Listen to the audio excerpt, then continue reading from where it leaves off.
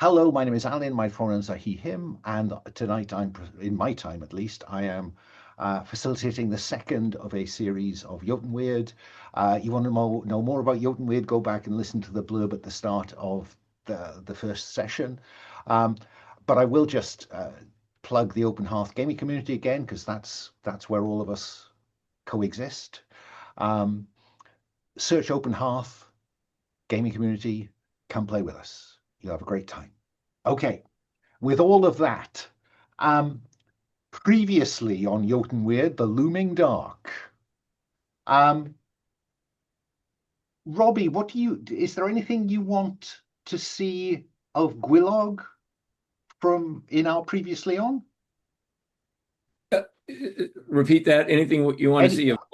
in our previously on montage, is there anything that you want Gwylog to be seen doing or saying that might give our because second episode always has a bigger audience. I I think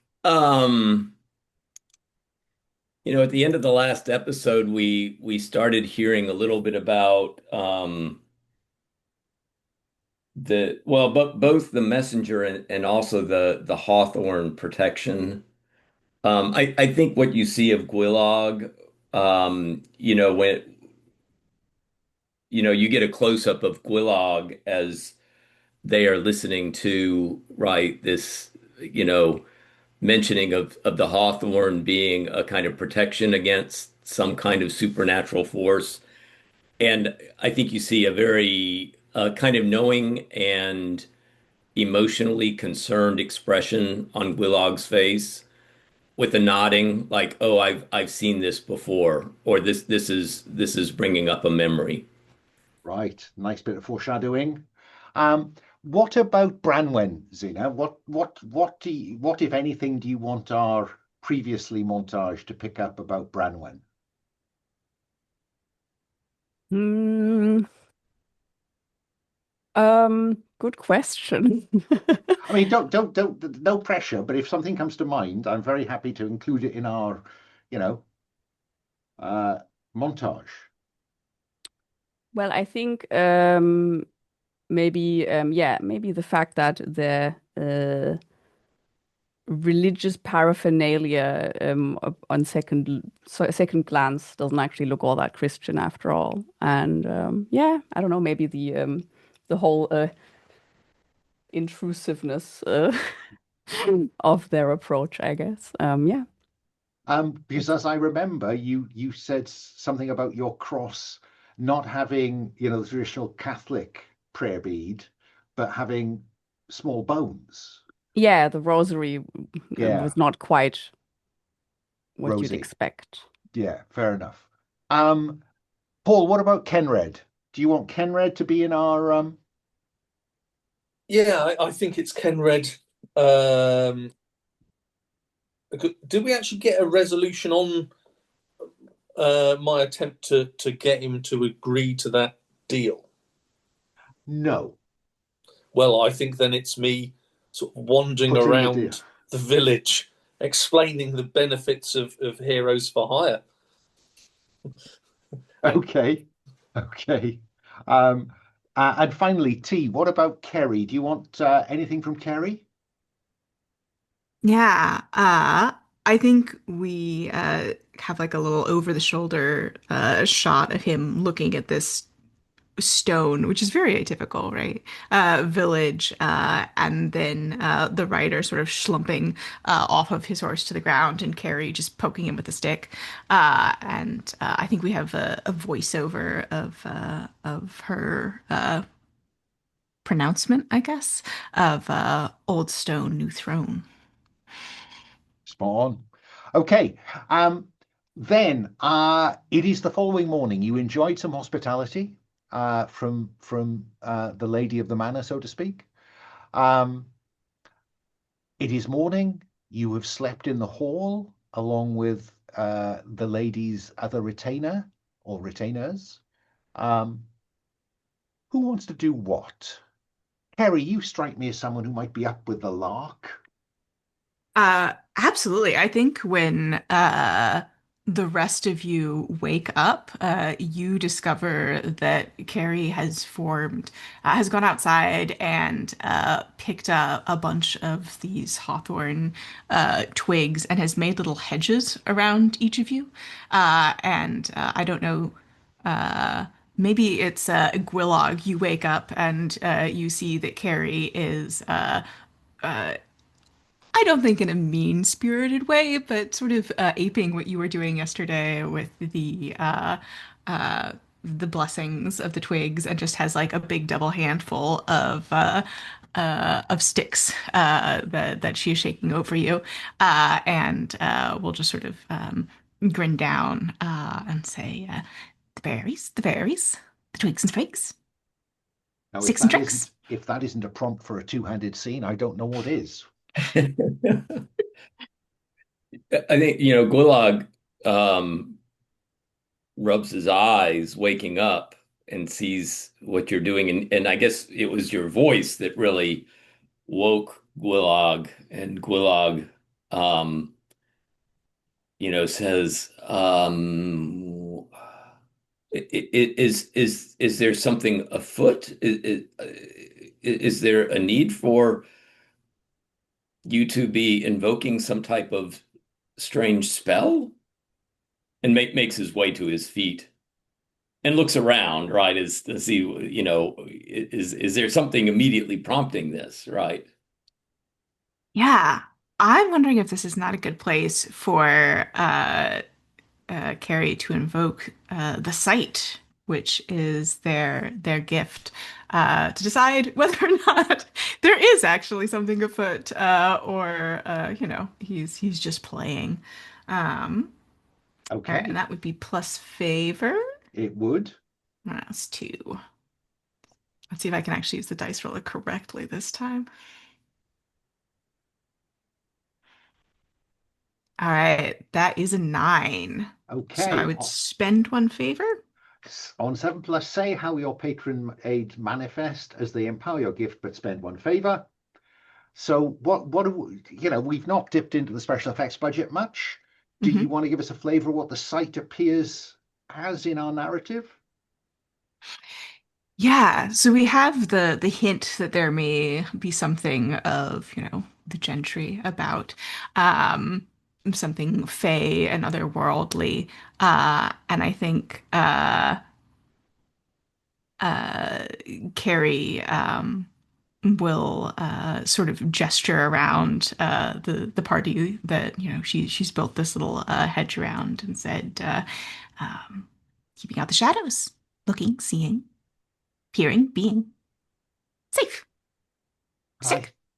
I think that the 7 to 9 part of this is that literally shadows. Hmm. The door of the hall is open, and the bright morning light is streaming in over that kind of high pass, and it's almost as though as the sun is moving, the shadow is moving across the hall uh, to stop at your feet, and you hear a voice that says, "Ah, you are welcome. I look forward to meeting you." And the moment is broken. I think There is Carrie, something up there in that pass, I think is what the site is trying to tell you. and Carrie will sort of tilt, his head and look down at Gulog and say, "You heard." Did Gwylog hear? Nothing. Just what Kerry was saying. It's like listening to one end of a telephone conversation, perhaps. Mhm. Um, I wonder if I would try a move here, which is the playbook move, the other world. Um, so reading it, when you remind us of a time when your burden cost you or someone else dear, describe the spirits that reveal themselves so they can tell you what they know, granting you advantage to look about you with favor.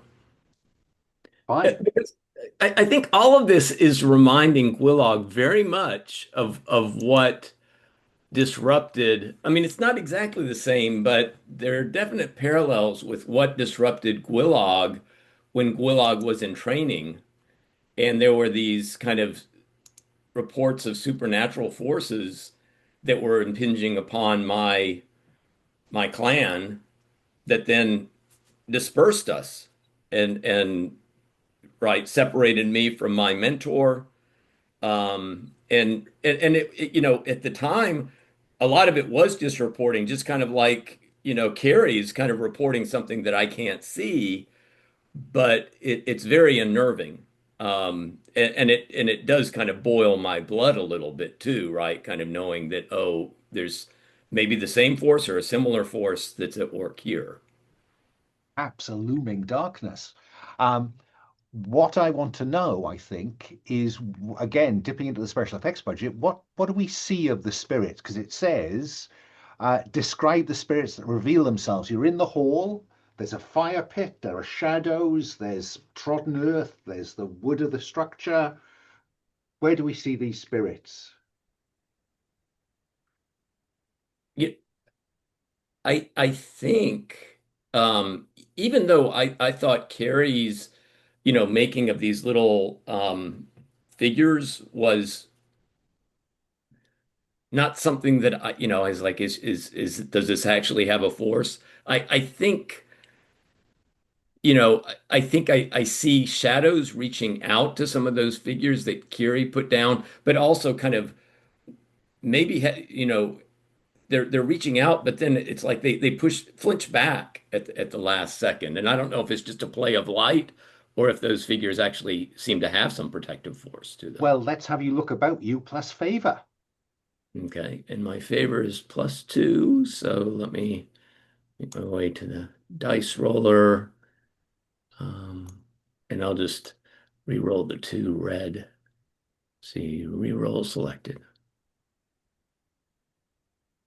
So it's a 6, but with plus favor, that would be an 8.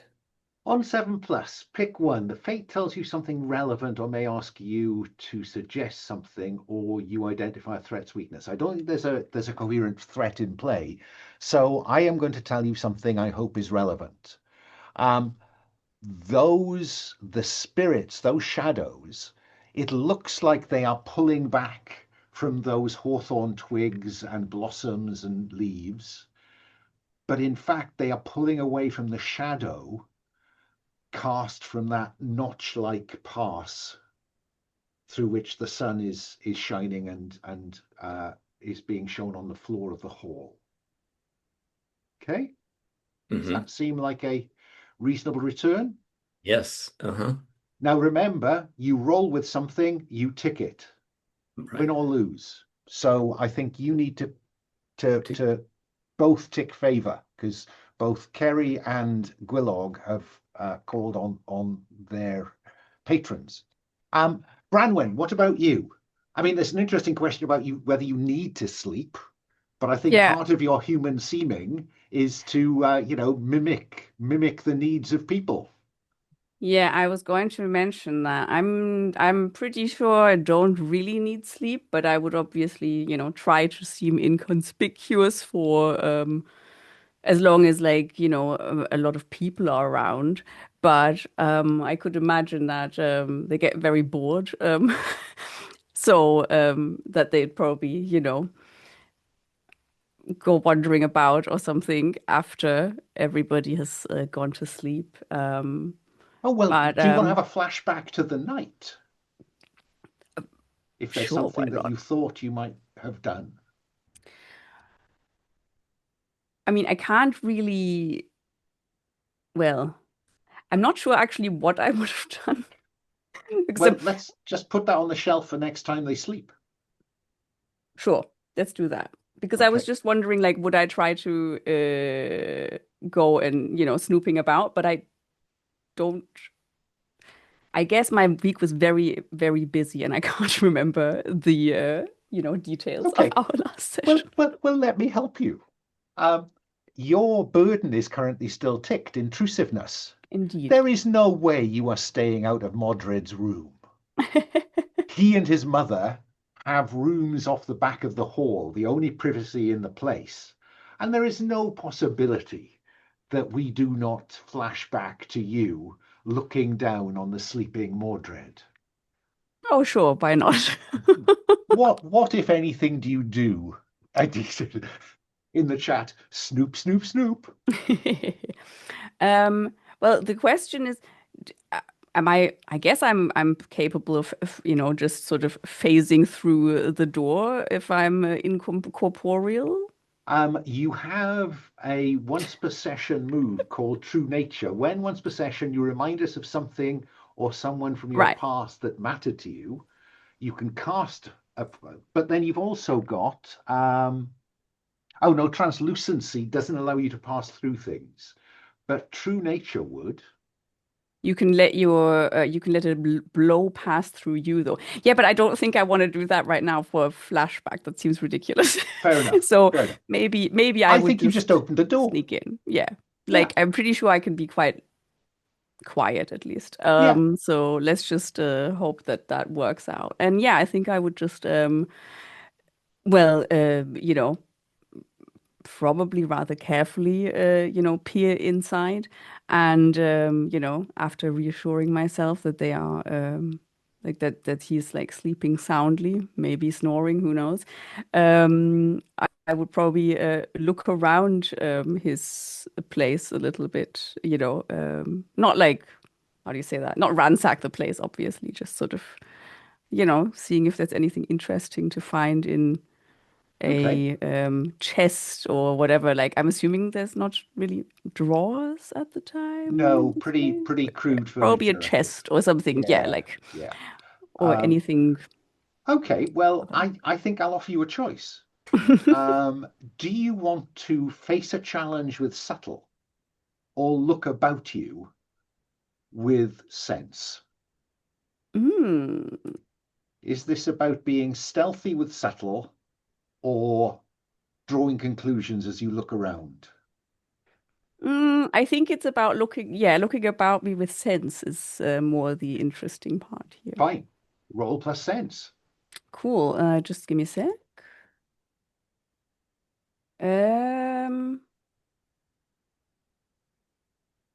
Okay.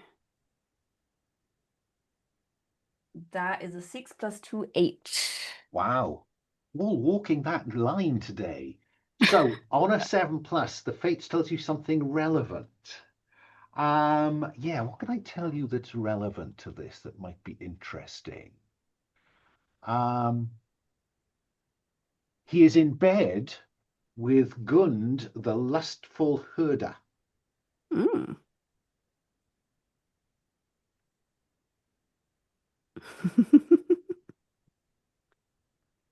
It's probably not a connection that his mother would approve of.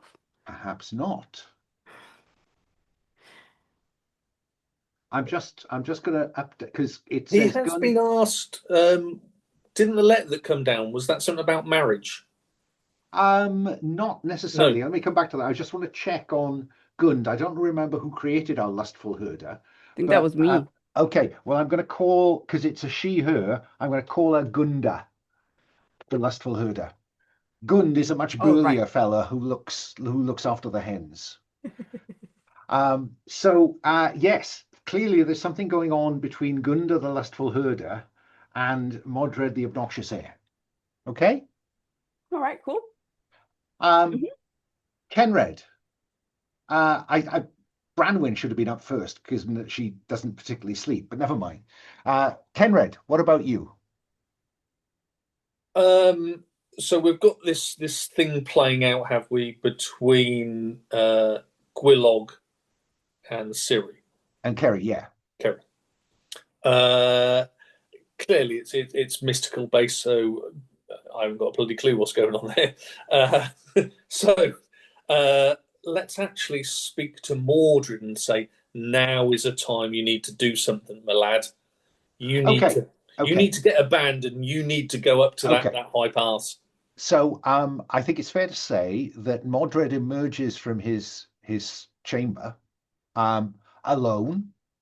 and sits at the table, a top table in the hall, and calls for food to break his fast. His mother isn't up yet. He looks very hungover. He did, you noticed, have a lot to drink last night, clearly trying to drown his sorrows. I think the collective recollection about that message that arrived from the king, it was about whether the king would approve the Lady Barnotha's decision to make Moddred her heir, on the grounds that he was too cowardly for the warband. Exactly so. He's not answered the king's call when the king has issued a call. Mordred, my friend, now is the time to strike. Today, before noon. That's when the powers are weakest. Gather a band, whoever you can, and let's go up to the high pass. You need to prove yourself to your mother, and we can carry the tales of this to the king. It would take me a week to call the warband. Well, you and the pigeon herder, maybe that will do. I could ask Frithwigger. Yes, but you have to lead it. You need to prove your mettle. I think he's going to need some convincing. I think he probably Cenred, is. I'm afraid. So how do you go about convincing him? I think that I'm going to tell him that all's at stake here. You know, if he doesn't do this, and if the king doesn't find out, he's a nobody. He's going to be out there in the village cleaning dung. And as you're having that conversation with him, you notice that his eyes drift over to the messenger who brought the message back, and it's very clear that something about what happened to the messenger is what's nagging at his head, at the back of his mind. And so if you want to convince him, you're going to be working at disadvantage. I think it's fair to say that he is afraid that what happened to that rider would happen to him. Fair one. Last time I knew somebody on him, and that granted me advantage, and I never used it. It did. That will cancel the disadvantage. Roll with 2 dice. Plus subtle. Okay, my subtle is 1. This needs to be good. And it is not. Okay, that is a 6. I will again remind you and remind the others, roll with an attribute, put a tick in the box. So, win or, succeed or fail. So that failure. But I could re-roll, couldn't I? Or somebody could assist. Well, I think that we carefully set this up, didn't we, where Gwylog and Branwen are having a conversation, and Ceri having a conversation, and Branwen has kind of had her shot at action in this scene. So you're on your own. Now, if you told me you were taking somebody over there to work with you, that'd be different, but you didn't. So the best I can offer you is when all seems lost. When all seems lost it is then. Fine. Spend Favour and re-roll 1 or both of those dice. I'm going to keep the 4, but re-roll the 1.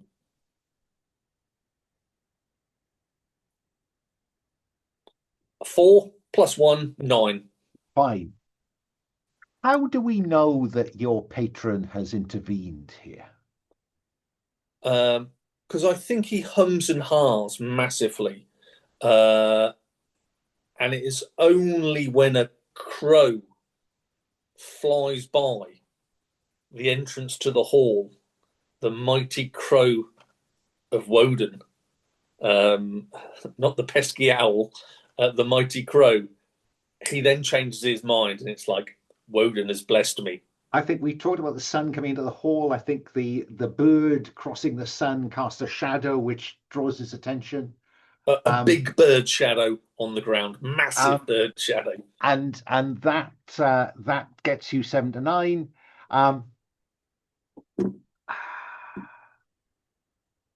but they say what they expect of you now or later. They expect you to lead the way up there. He will face whatever it is you find, but you must lead the way, Cenred. Fair one. Are you agreeable? I am agreeable.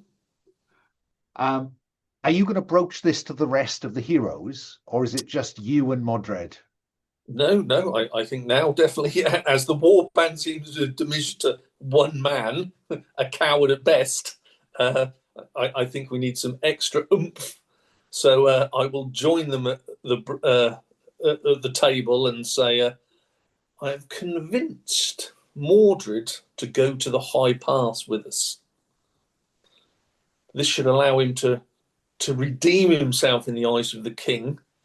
And it allows us an opportunity to see what's up there. I think Ceri nods, or Carrie nods, Sage, and says, rocks talks. Indeed they do. Indeed they do. I am going to allow Ceri to describe an insight, based on the experience with the shadow and the spirits, and because you initiated that. What is it that you think that sight gave you in terms of what's amiss here, or what threatens this village? Yeah, because the voice that Carrie heard said that Carrie was welcome.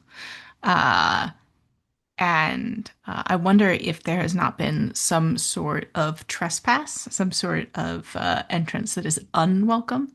Perhaps a boundary has been broached. Well, is that sufficiently? Yeah, is that absolutely. too vague? No. I mean, it's actually the vaguer you can make it, the easier it will be to use later on.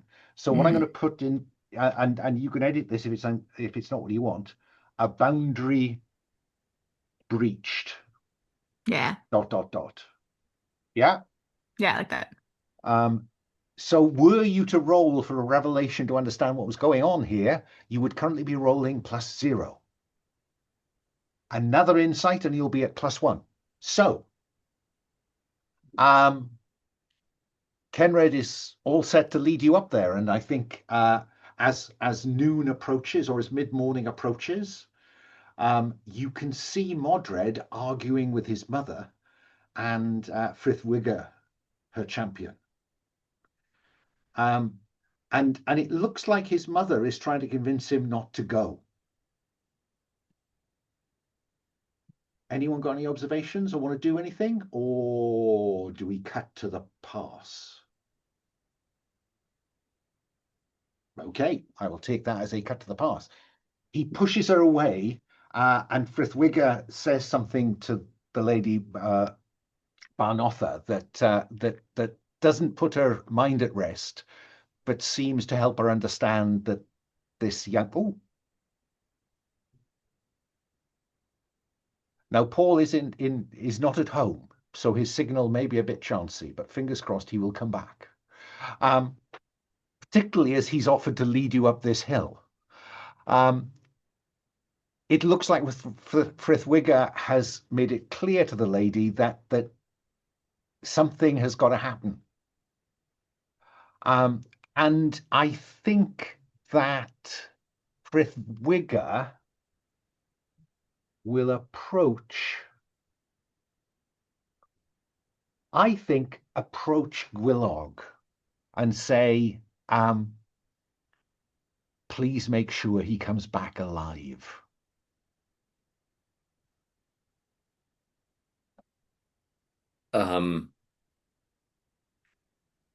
Well, he's going with us, so he, in my eyes, is, like any kind of close boon companion, right? Precious to me. I certainly will, as with any other boon companion, will do my best to ensure his health and bring him back. and she fishes for within her robe and pulls out a little. It's a raven, and she says, "Swear that you will bring him back." So this is a raven. So this oath would be to Woden. yeah. Yeah, I will reach out and touch the raven, and I'll say you have my word. But to making your way up to this path, towards this notch, this high pass above the village. Largely bare stone and rock, occasional bushes. At one point, there's a scree slope, lots of loose stone that you have to kind of scrabble up. Moddred is beginning to kind of breathe heavily. Cenred, this was your idea. Are you leading the way? I think that was the sort of deal, so yes. Okay. Now, there is a tab in the character keeper called Locations. And you are heading up into a haunted high pass. So the way this works is that there is a risk as you lead these people up into this path, Cenred. And that is, how will you stay strong in the face of the spirits or the hauntings of this place, lest you are distracted and disadvantaged by them? What do we see you doing, Cenred? I think Cenred will pick a very specific path up to the top. Yeah, I think there may be some sort of markings that he's looking out for on various rocks. It might just be cracks in rocks, the classic, don't step on them, that's bad luck. He'll definitely dance from set stone to set stone as he goes up there. Well, this sounds to me like either you're trusting to the luck of avoiding certain stones, which would be Favour, or it sounds like a very cunning plan. Subtle. Which do you want to roll with? Let's roll with Favour. Okay. The gods have guided me well so far.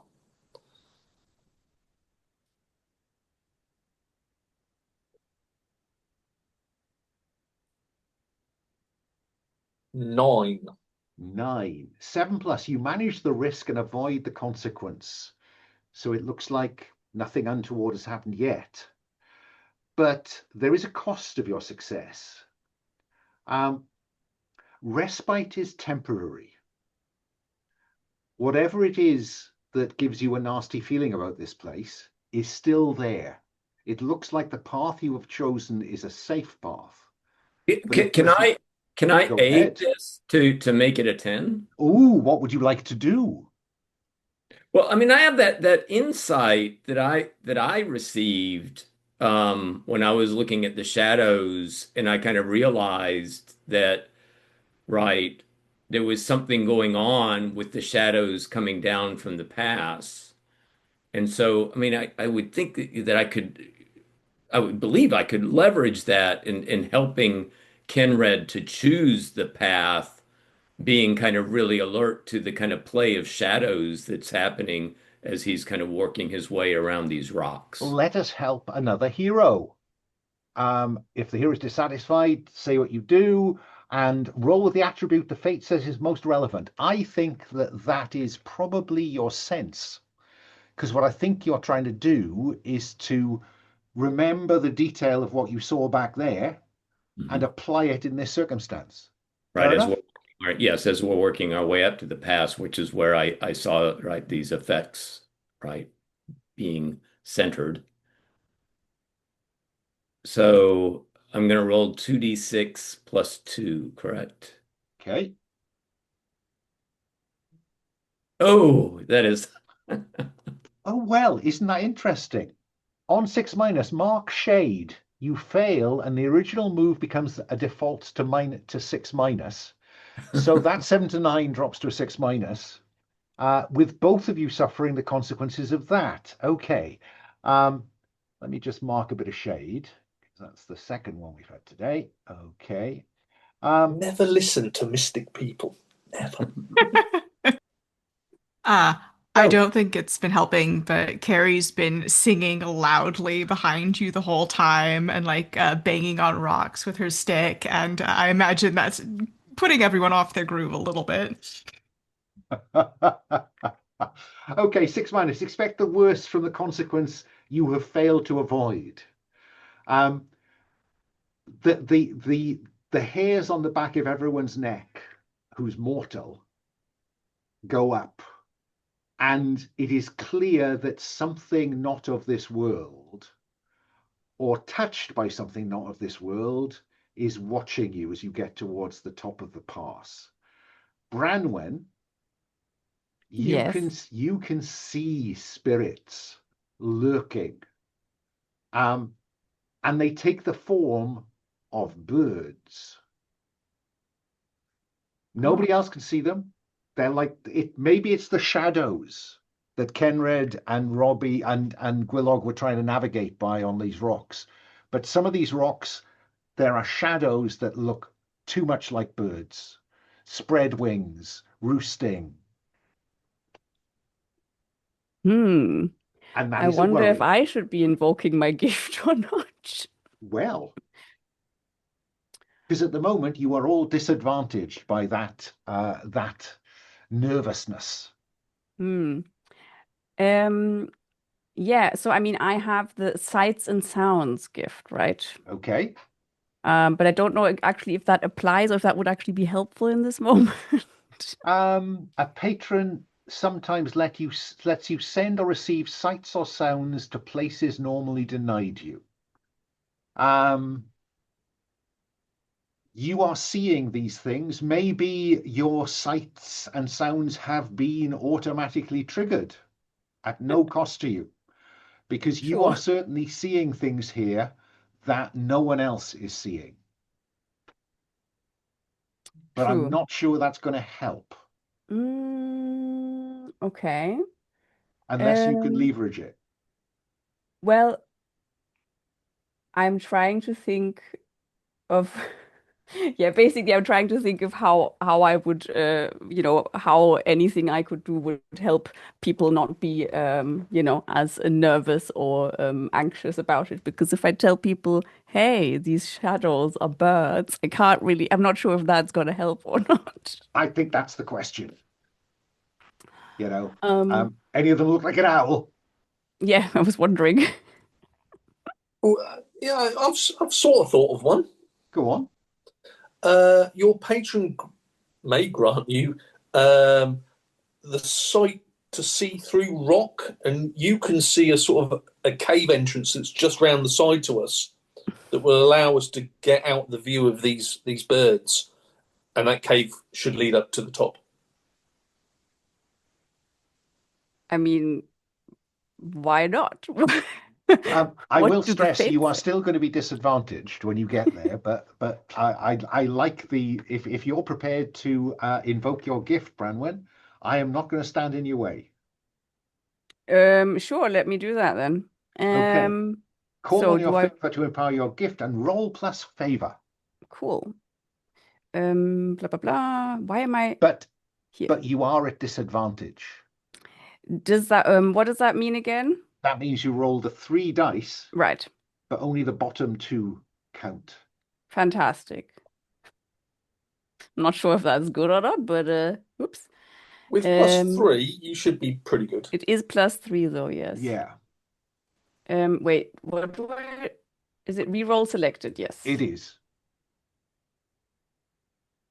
Cool. That is an 11. Well, that seems to have worked well.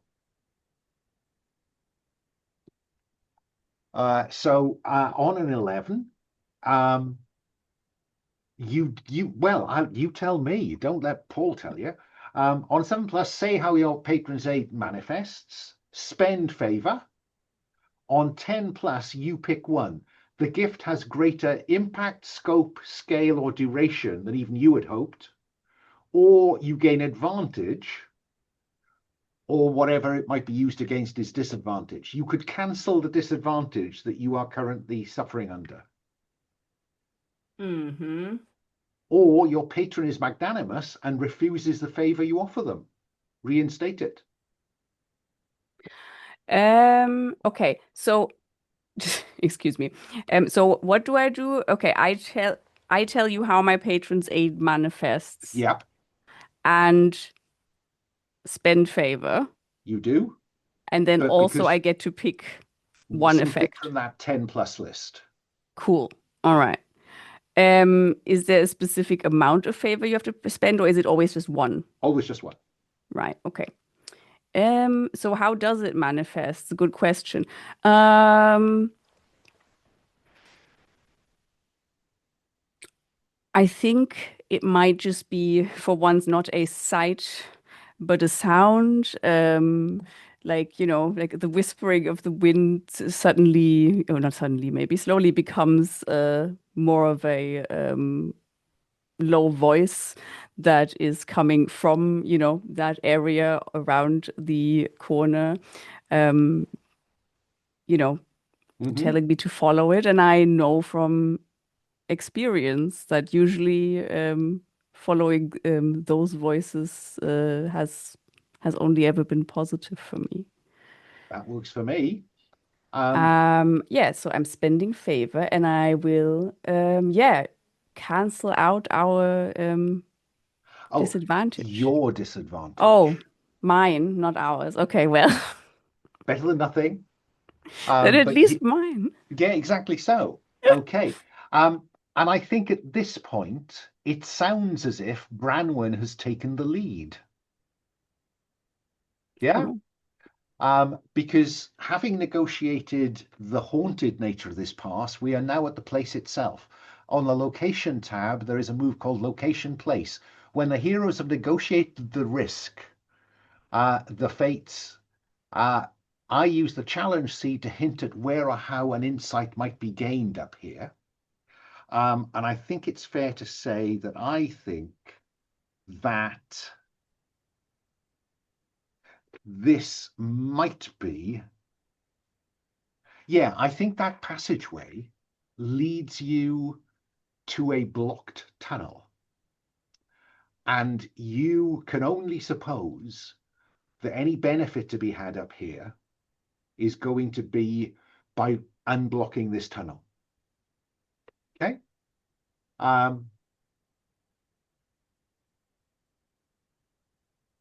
Yes, and I think that that wind that you heard, that felt, that is something of the high places, and you're not entirely certain how you can be feeling that wind, that breeze, that kind of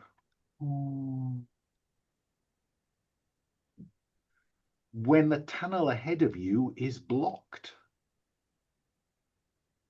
So there is something in the wind that is of concern. Okay? Mm-hmm. Do you want to continue, Branwen, or is that put you off? Oh, no, sure. Sure, we want to continue, right? I'm not Okay. going back. Then how do we see you continuing, Branwen? How are you going to get further up this tunnel that you found? I mean, if we have to clear the tunnel, then we have to clear the tunnel, right? I would probably tell everyone To start moving to stones. get moving. Okay. Yeah, especially those who are a bit more have a bit more physical strength than me, maybe. Okay. So, well, yes. Unfortunately, you're at the sharp end. You are leading this, so I need you to roll plus steal. Fantastic. I have -1 for that one. But without disadvantage. But is it really steal if I'm trying to tell other people, Oh, to do? that's a very cunning ploy. Roll plus subtle. All right, Yes. thank you. Okay, folks, I think we need to clear this rubble. Exactly. Yeah. Roll plus subtle. No, that's very good. Fantastic. Okay. There we go. Ooh, it's another 11. Another 11. Okay. On 10 plus, nothing stands in your way. As this rubble is clawed away, you will find human bones. Mm. It is clear that either people were crushed by these bones, or they've been buried here, formally buried here, but the bones are dispersed. These are not nice, neat bones. These are bones with teeth marks on them. Oh.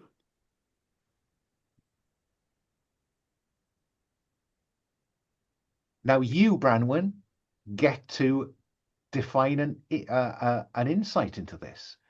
You can tell us how you think this links to hawthorns used as protection against something, a boundary breached. Where do you want this to take the solution? What you found?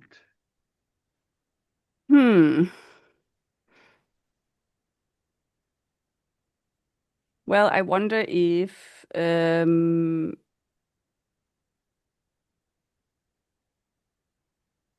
around, well, I guess, how do you say this? Beyond the boundaries of Gundholm, there is something with an appetite for human flesh lurking, and it is it is for some reason kept at bay by the hawthorn. So what about an insight that says a taste for human flesh? Fantastic.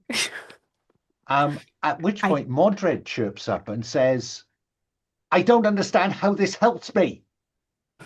Am I not supposed to confront something? Am I not supposed to kill something? What use is this? All in good time, Moddred. All in good time. You told me that if I came up here, we'd find something for me to kill. There will be something for you to kill. Look at these bones. Whatever caused this needs slaying. Well, where is it then? And I think Ceri has collected some of the bones and is sort of like holding them up next to her mouth and like grinning and like comparing. I think actually, she'll turn to Branwen and compare like her teeth to the teeth marks on the bones.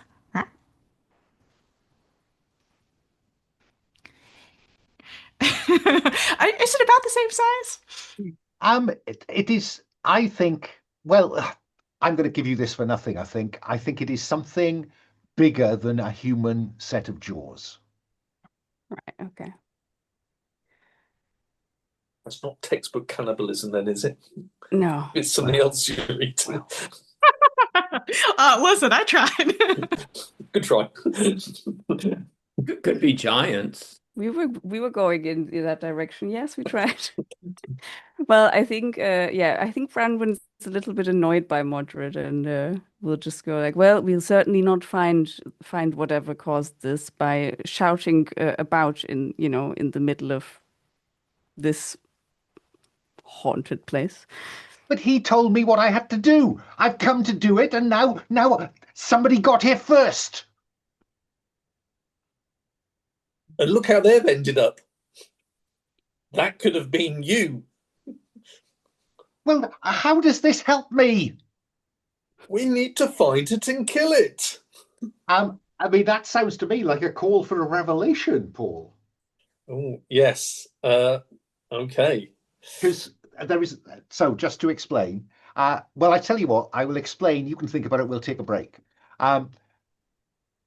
The game cycle here is to build up insights described by you that you can then string together into some kind of coherent explanation of what is the problem. And then you will roll the revelation move to work out how right or wrong you might be. You're never entirely wrong, but circumstances can be a pain. Okay, so you will find that move on the, where have I put it? Where have I put it? Campaign moves? Campaign moves, thank you. Which I locked away up the top there. Okay, campaign moves, revelation. It is 3 minutes past. I'm going to suggest we are back in our seats for 10 past the hour. How does that feel? Long enough? Okay, see you then. Start. Back from our commercial break, we find Moddred, whose mood is swinging from, you brought me up here to kill something, to, oh, well, someone got here first. Let's go back. Now, do you want to try to force a confrontation with whatever looms over this village? Or do you want to retire and look for more insights before you try to resolve? I think while we've got him, I think now would be a good time to do it before the iron grows cold, should we say. Or, I mean, nothing affects this roll, as in, so it doesn't matter if we're at disadvantage or, there's no stat that affects it. So it's a roll at +1. I mean, it's better than, Yeah. What could go wrong is what you're telling me. Yeah. Okay, I hear Ceri is gesturing with the bones and says, big bite, big fight. So, hopefully not too big. What you need to do is to somehow string together the 3 insights you have. And for everyone you successfully connect, I will tick a box, which will move revelation from -2 towards +1. So, I think it's Branwen, a taste for human flesh, but something with bigger jaws. I think we need to include in that insight, thanks to Ceri's compare and contrast.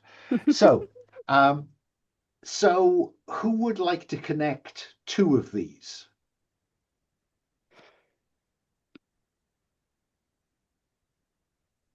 Or shall I point at someone? I mean, I think we were already hinting at that, right? That the hawthorn is the thing that is warding the village proper from the thing with the taste for human flesh. Okay, and the taste of human flesh to a boundary breached? Any takers? T, what are you thinking?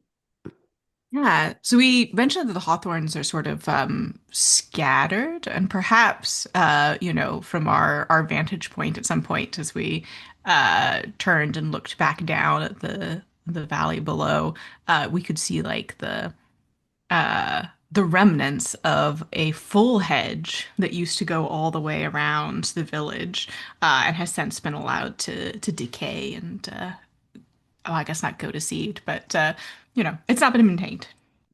Okay, so Branwen and Ceri have linked these things. Gwylog or Cenred, which one of you is going to roll the dice? Gwylog, I'm happy if you go ahead. That way we can totally blame you when it's wrong. My rolls haven't always been that great, but I will. I'm sure this time they will be. So you are rolling 2d6 + 1. All right.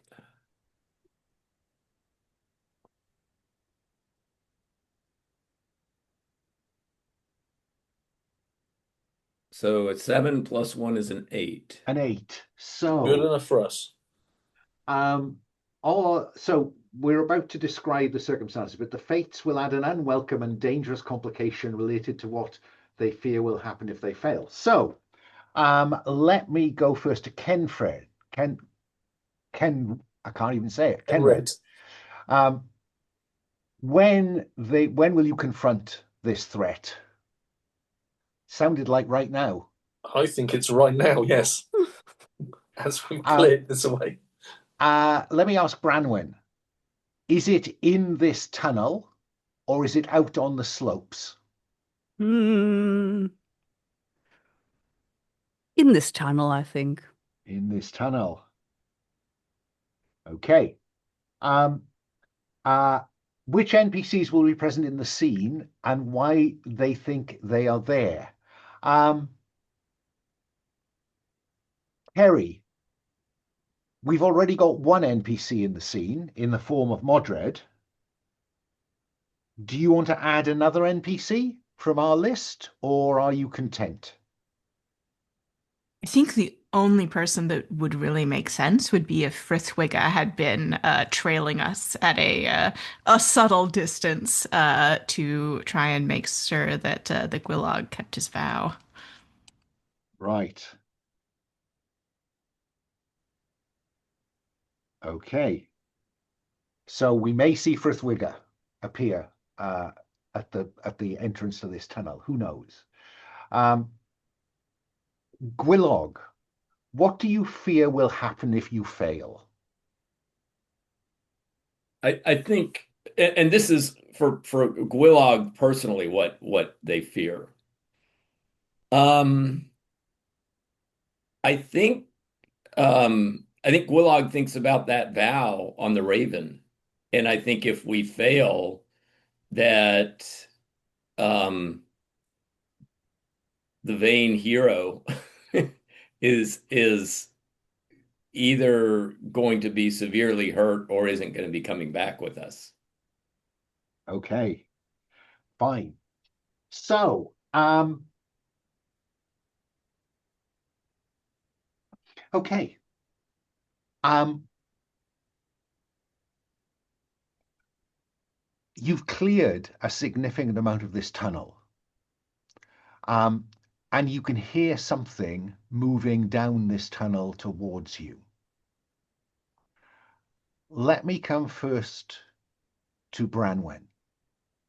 What do you hear? What do you do as you hear rocks in the darkness? Because you've not gone far. You've got a bit of light from the entrance to this cave, still reaching you. But beyond where you cleared the rubble and where you found the bones, you see that there is a carpet of bones, and you hear the crunching of something or someone heavy on them. What, if anything, do you do? Step away is a legitimate response.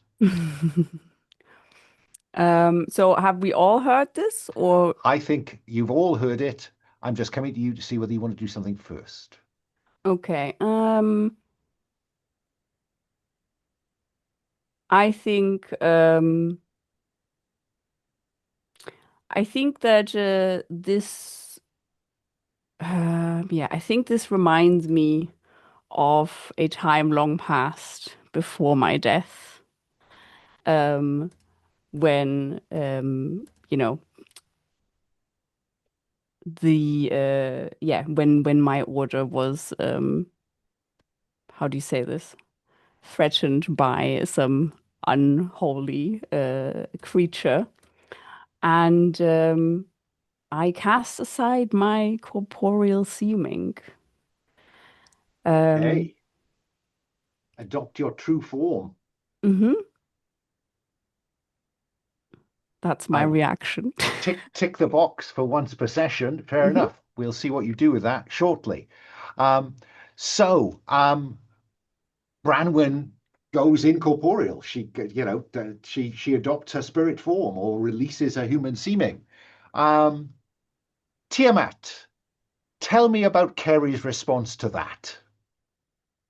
Yeah, I think Carrie can hear something moving. He can see that Branwen has gotten particularly spooky, which we had been traveling together a while, and I think she also has had a insight even when you met that there was something about you. Uh, and so I think yeah, she's going to dance in with light feet and attempt to confront an unsuspecting foe with steel Ooh, and a wow, broad right, grin.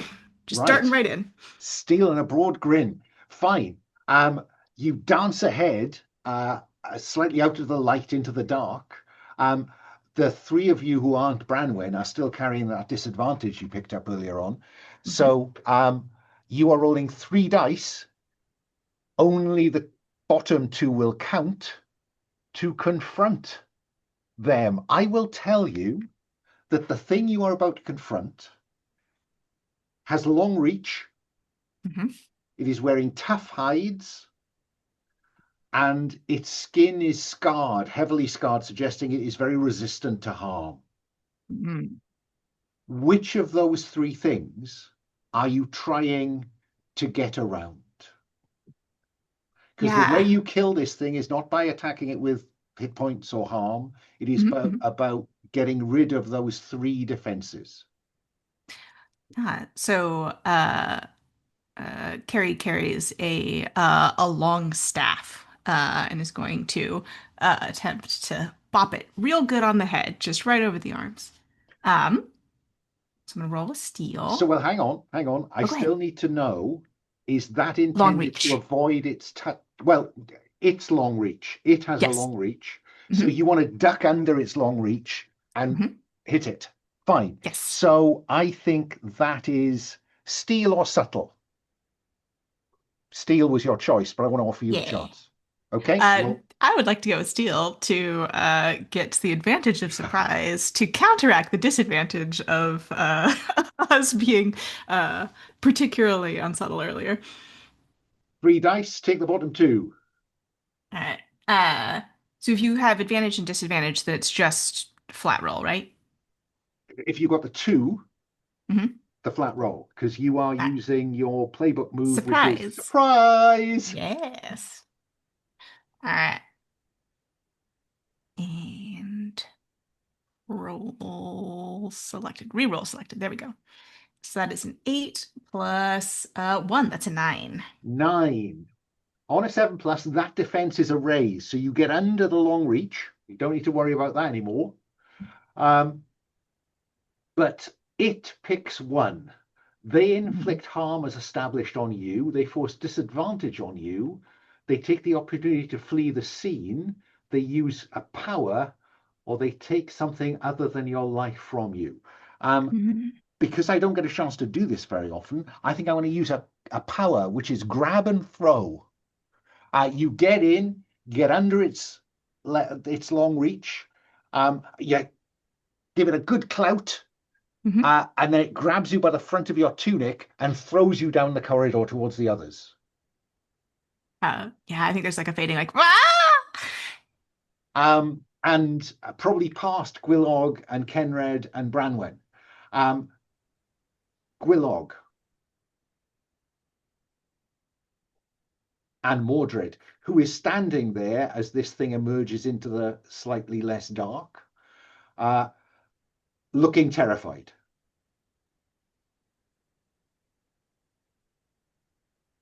What do you do, Gwylog? Um, I think um I think Gwylog, is holding one of those bones that had the teeth in, teeth marks in it. And I think um I'm wondering if I can use my mind of the monstrous move. Okay, When you seek out the mind of something you have encountered that the fate agrees has behaved monstrously. I think you have good evidence for monstrous. Okay, so I'm going to roll plus favor here, Yeah. and then I will hopefully get to ask some questions. Um,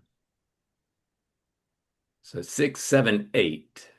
Okay. 7 to 9. Ask one question the Fates agrees could be answered. Um, I want to know what worries or even frightens them the most. Hawthorn. That is their weakness, right? If you can invoke your weakness, its weakness when you confront them, you will be rolling with advantage, which would cancel the disadvantage you normally have. Okay. And can I just yell to my companions, the Hawthorn, that is our Um, that is our leverage point. Cenred, it's the hawthorn, says Gwylog. Oh, luckily, in my bag of holding, I happen to have a bush. Um, I've got quick hands and quick pass. No, this reminds me of the time I also fought something uh, in a tunnel, and Tolg Troll Killer, he brought the ceiling down on these creatures in a tunnel. So I'd like to look about me to try and find a similar sort of protrusion Okay, that could be leveraged. do that thing. So it's with advantage. Cancels out the disadvantage that Yeah. you brought here with you. So 2 dice. Okay, that's a roll of 3. So Okay. not very good. That crack there. Yeah, that's where you need to aim. If you simply were to, I can't remember what you're armed with. If you were to simply put an arrow in that crack, the whole thing would come down. Well, I'm going to point this out. Let's have you point it out in a moment. Branwen, what are you going to do? Ceri is kind of clambering to her feet, 10 or 20 feet down the corridor, down the tunnel. I have two, so I'm thinking between two options, right? So I'm incorporeal, so I can now actually move through the stone of this cave and grab some hawthorn, I guess. But the other thing, but I don't know how long that will take me because I would also like to use one of my unnatural attacks. Well, you So have a simple choice to make then. Do you leave or do you stay? yeah, I don't know. Do you leave and face the challenge of finding a convenient hawthorn bush? Or do you stay and confront it with your unnatural attack? Yeah, although I have no clue, I still don't know what Whispered Death will look like, to be honest. Well, you're in a wonderful position to tell me. I know, but that's the problem. It seems to me to be a really good way to either negate the defense of his tough hides or his resilient nature to harm. If you could suck the life out of him to an extent. Yeah, I think I'll do that because I feel like if I run off now, who's to say that I will actually come back in time? Okay. You have to get relatively close to him. Yeah, I mean, I just I guess my Oh, you added a range step. So no, you can do this from down the corridor, down the Oh, is that passageway. what range step means? Yeah, it means that it goes from hand to close, Now I understand. Okay, which cool. puts you out of his immediate reach, which is not a bad thing, as Ceri will attest. I also do not really have a body right now, so That's true. Difficult to grab. Difficult to grab. So yeah, let us use your unnatural attack then to confront him. cool. Yeah? So I'm not disadvantaged, You're A, not? and B, it says that while I am incorporeal, that I can gain advantage on any action the fate agrees this state would benefit me. I think that the fact that it can't see you is an absolute advantage. Fantastic. So I get one advantage then. You get to roll 3 dice and take the top 2. To Yes. confront them. I mean, it does seem to me that this is a cunning plan. Or is it you use your agility to kind of get into a position where there's no chance this will hit anybody else? I mean, the move says to roll with subtle. So Oh, sorry, I think, it does. I beg your pardon, it does. I forgot. Yeah, roll plus subtle. right. It's a very cunning ploy. So that's what I'll do. I guess I will, I don't know how you say this, like rush, within, not within range of this thing, but You're like close enough incorporeal. to do. You've got the advantage. Can't Yeah. possibly go wrong. And whisper in their ear, one way or another. We'll see. We'll roll first and then see what that actually looks like.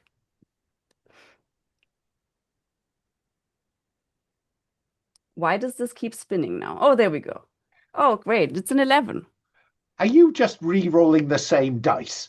That's another 11. That's fantastic. I mean, I am choosing the same ones, but I would assume that they could change. We have to believe the dice roller. So on an 11, that goes about as well as it could, isn't it? 7 plus, that defense is lost. So no longer resilient. What does this look like? How do you suck the resilience out of this thing? I mean, I don't even know what it is, but I think, yeah, I think when I'm incorporeal, my voice also does not sound like, a human's. So it's more like this sort of a cacophony of different voices that are quite dissonant and how do you say this? Disorienting and maybe unsettling when used in this sort of attack. And I. I mean, I don't know how I would invoke Hawthorne, orally. I don't think you can. I think But that's as good as it gets. yeah, but I think I will whisper of how do you say this? Like he's like, how do you say that? It's like, oh, I think I will say, you've lived far past your time. It's time to let go. And this scream of human woe erupts from this creature as it falls to its knees, cupping its ears. And then Moddred says, Cenred, brother. That's my complication. And stumbles away, dropping his sword. Ceri, you've clambered to your feet in time to see this happen. What do you do? Yeah, Carrie's having a bad time. She did not enjoy being thrown. He's not enjoying Moddred yet again, making everyone's life hard. And I think they began to just holler, right in, I'm not going to scream in the mic, but just sort of a litany of discontent echoes down the hallway. And they're drawing attention to themselves by shouting gibberish. And I think, oh, I don't item. Is brotherhood an item? Relationship is a thing, yeah. An item in the scene that offers a clue about your life before. The idea that there appear to be brothers here with you is a legitimate prod to your memories. Yeah. And I think, she remembers something of perhaps that scene of what, he thinks is his mother's hands, uh, weaving. Maybe there's another figure in the scene in the background that says something sort of snide. And I think that is more fuel for the fire of this. I'd say it's a tantrum, is what's going on here. So this is plus Well, do favor. make a note about this brother question mark as a clue to your history. But then roll Absolutely. plus favor.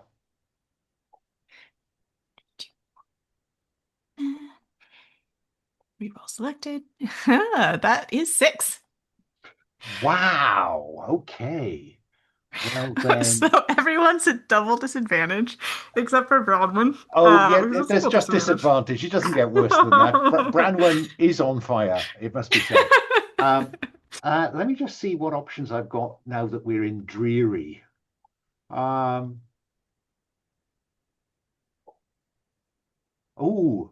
moves to manifest the darkness.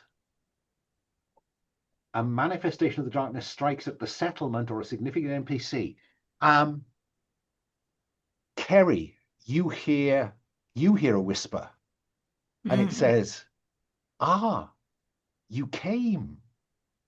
And another figure emerges from behind this kind of this 8 foot tall crying Hulk. Mm. Um, Cenred, what do you Well, I do? know an exact spot to bring the ceiling down. So I will draw back a mighty bow shot and aim for this known spot. Um, Brilliant. Well, we know that's going to work, don't we? Yeah, well, steal at -1 and with disadvantage. I mean, it's going to be an 11, isn't it? It is. I'm going to roll Well, 3 6s, -1. it doesn't matter really because we know it's the wrong spot because you're 6 to look about you.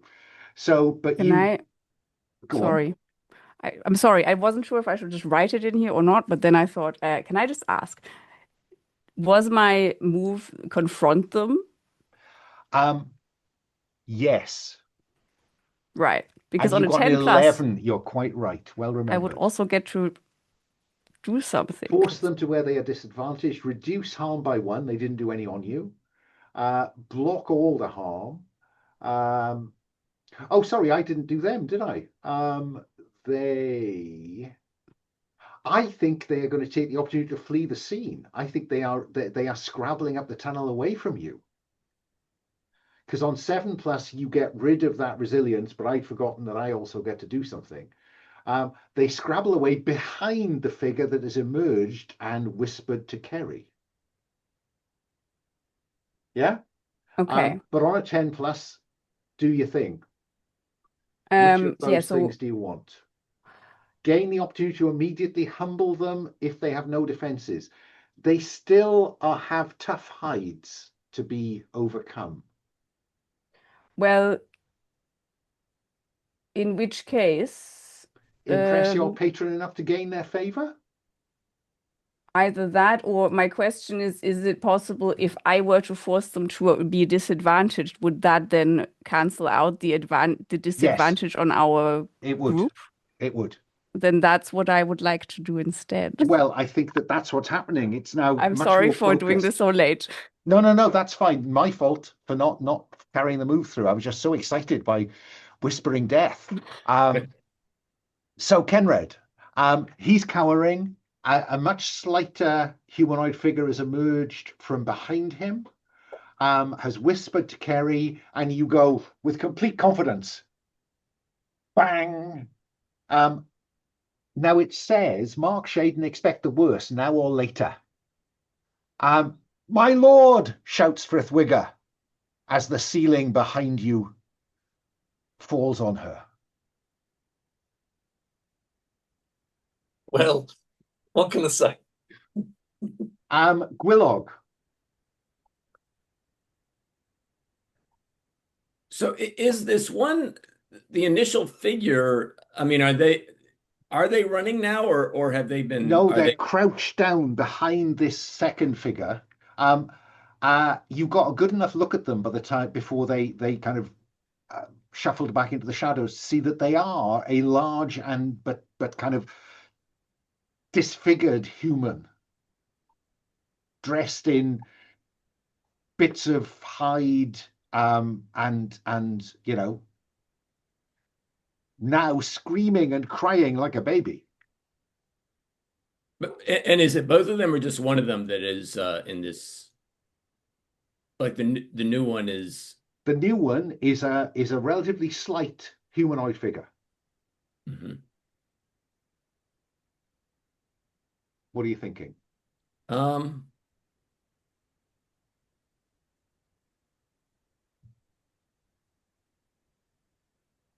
um I'm looking at my gift. Um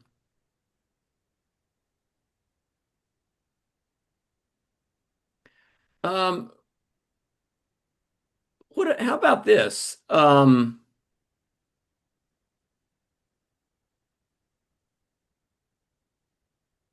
Could I try my gift Going for the effect, I'm kind of thinking that I didn't put it down, but that I would have some piece of hawthorn. I mean, that I have. I am very happy for you to have Hawthorn Okay. because Um, you've milked the Hawthorn so far. I see no reason why you shouldn't have some with you.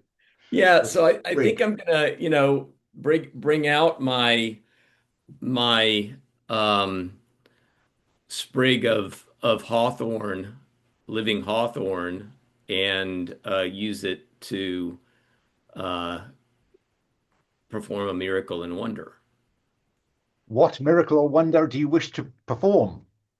I think what I'm gonna do is, um, I mean, one effect is to banish a creature from a place for the rest of the scene, and maybe do that to the new being. Okay, let's have you try it. Okay. And where am I in terms of advantages? Is this at disadvantage? I think that is now. I think that's gone. I think Okay. that's gone. I think what with Branwen cancelling the advantage that the Okay. big hefty thing had, I think at this point I'm clearing the board. Okay. So I'm gonna keep my fingers crossed here. Okay, roll plus favor, I think. 8 plus 2 favor is a 10. Oh my! So on a 10 plus, this goes pretty well. Invoke your gift. 7 plus, say how the patron's aid manifests as they empower your gift, but spend favor. Okay. Yeah, because I think that this new creature that we haven't really um, hurt or impacted. I mean, I'm holding that hawthorn sprig out, And it and backs away. That is far from fair, mortal.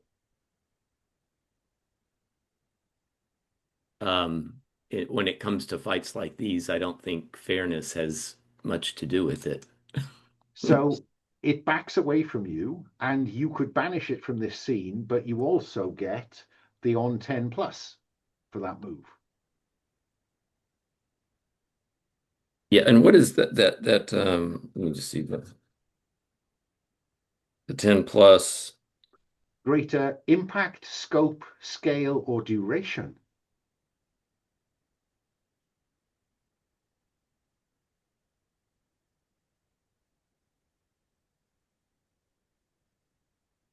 Um, I mean, I could, I could increase the scope so that it actually does both of them. Or the scale to dismiss one of them Hmm. for much longer. Yeah, let's do that. I mean, because I mean, I've picked up that Moddred, right, has called this one the brother. So I think, why don't we add to the duration that this new one, that we haven't hurt or breached the defenses of, that one will get banished and for the scene, but for a longer duration as well, just leaving then the one figure behind. Certainly long enough to regrow some hawthorn hedges. Um, and so it's backing away, and it says, that is not fair, mortal. I will find you and punish you for this dishonor. And he disappears up into the darkness, leaving the crying Cenred in the corridor, in the tunnel with the rest of you and Moddred. Now, technically, Cenred, the disfigured giant human, is not humbled yet. It's still got one tough odds. Yeah, it still needs to be quieted, shall we say. Is who is going to step up and do that? Because it is ill-advised, I'm going to ask Ceri first. Or are you going to let Moddred do it?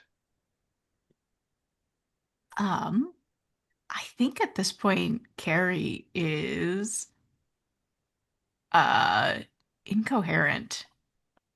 Uh and I'm trying to think if that would be more likely to play out with uh rushing in again and not being able to be held back. Okay. Or no, you Okay. know what it is? I think she just like grabs Moddred by the collar and like starts shaking him and yelling in his face. And I don't think it's in a language that any of you know or understand, or perhaps it's in no language at all. Perhaps they're speaking in tongues. Um, but yeah, if Moddred's going to do anything, he's going to have to disentangle himself from her first. So you can tick incoherence as your burden and Mm. increase your favor by one if you want to. You want I'd to make love that to. formal. So you're screaming in his face, and Hmm. he's clearly stunned by this. Um, and all he can say is, "My brother, my brother." Cenred. Uh, yeah, I'd like to attack the creature by threatening Moddred. Lay down your arms. If not, my friend is going to bite his ear off and then his neck. Okay, that sounds like subtle to me. Let's have you roll plus subtle to turn this away from a physical fight, ignoring the hides it's wearing, into a psychological attack. Go for it. 8. 8. So uh, on a 7 plus, that defense disappears. So it clearly understands your tone and the focus of your tone, even if it doesn't understand the precise words. What do they do?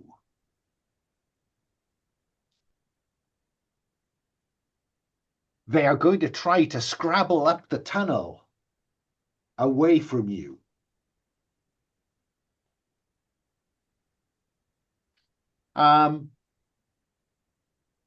Yes, that's what we're going to do. You didn't roll high enough to immediately humble, so someone has to chase after them if you want to actually humble them. Ceri, you're still shaking Moddred incoherently, so I don't think it's you. No. Branwen, you could become corporeal, I suppose, and give it someone to surrender to. Gwylog, you could chase after it. Cenred has set it scrabbling away, just panicking away. I mean, Gwylog is happy to pursue with Hawthorn in hand. Yeah. Any chance I can help by just rushing forward incorporeal and like, whispering from the other side? Well, with Um, two of you there, one of could always lend an assistance. That's always exactly handy. so. Exactly so. So let's have Cenred, let's have Gwylog seek to humble them. It is defenseless. Say what you do, and then I'll tell you which attribute I think is most appropriate as you threaten them into submission or put them at your mercy so you can dispatch them with ease. Yeah, I think what Gwylog is doing is um, I think Gwylog has this idea that um, I should, with Hawthorn sprig in hand, that I need to kind of try to kind of touch that to the forehead of you said it's the Cenred, is that the name of it? Cenred, yes, Cenred. Cenred. Yeah, and it's not a blow so much as it's a kind of ritualized, right, Fine. touching. Once you say ritual, I'm going to say favor. Okay, so I'm gonna okay, so do I roll this first and then with the assistance do Then that? we can use the assistants to follow you up. Okay. If you do badly, you could then Branwen is on hand to try Okay. and do something. And I'm down to one favor now, correct? Because of the previous roll? Yeah, Is you that spend it, you lose it. Yeah. so? All right. So 6 plus 1 is going to be 7. Well, On a 7+, they're at your mercy. Do you spare them so their faction owes you a debt, or end them?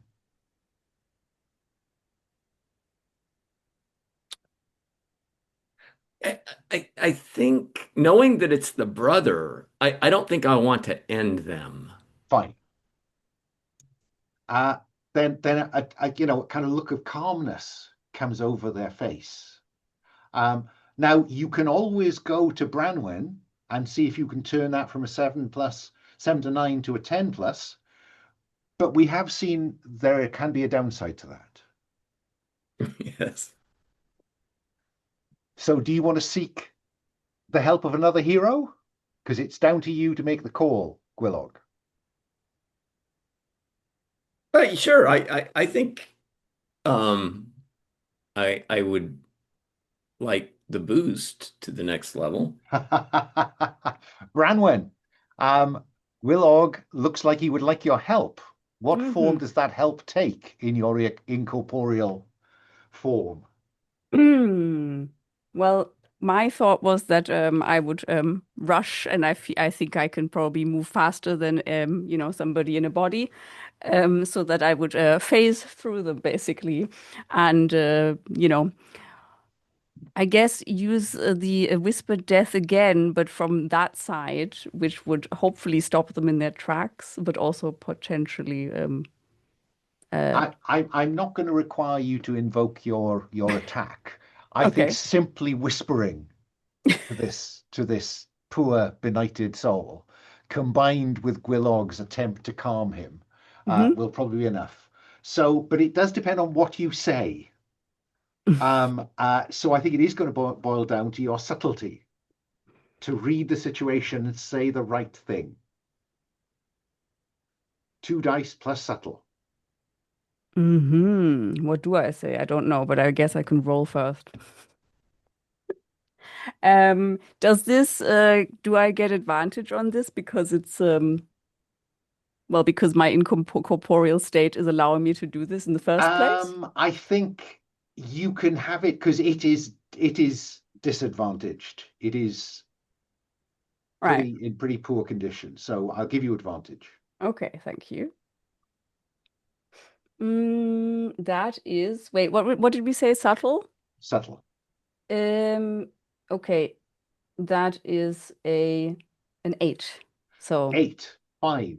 On an 8+, on 7+, their outcome improves 1 step from 7 to 9 to 10+. On 7 to 9, you suffer any consequence of the original move instead of them. There is no consequence of their original 7 to 9, so everyone's a winner. But that does, Gwylog, boost your outcome for Humble Them to 10+. Say what they give you or you take from them or their remains. An unchecked item of gear from your gear list, a charm or trophy that grants advantage once if you describe its relevance in some future action, or an undefined insight that you can use during a future revelation in a different settlement.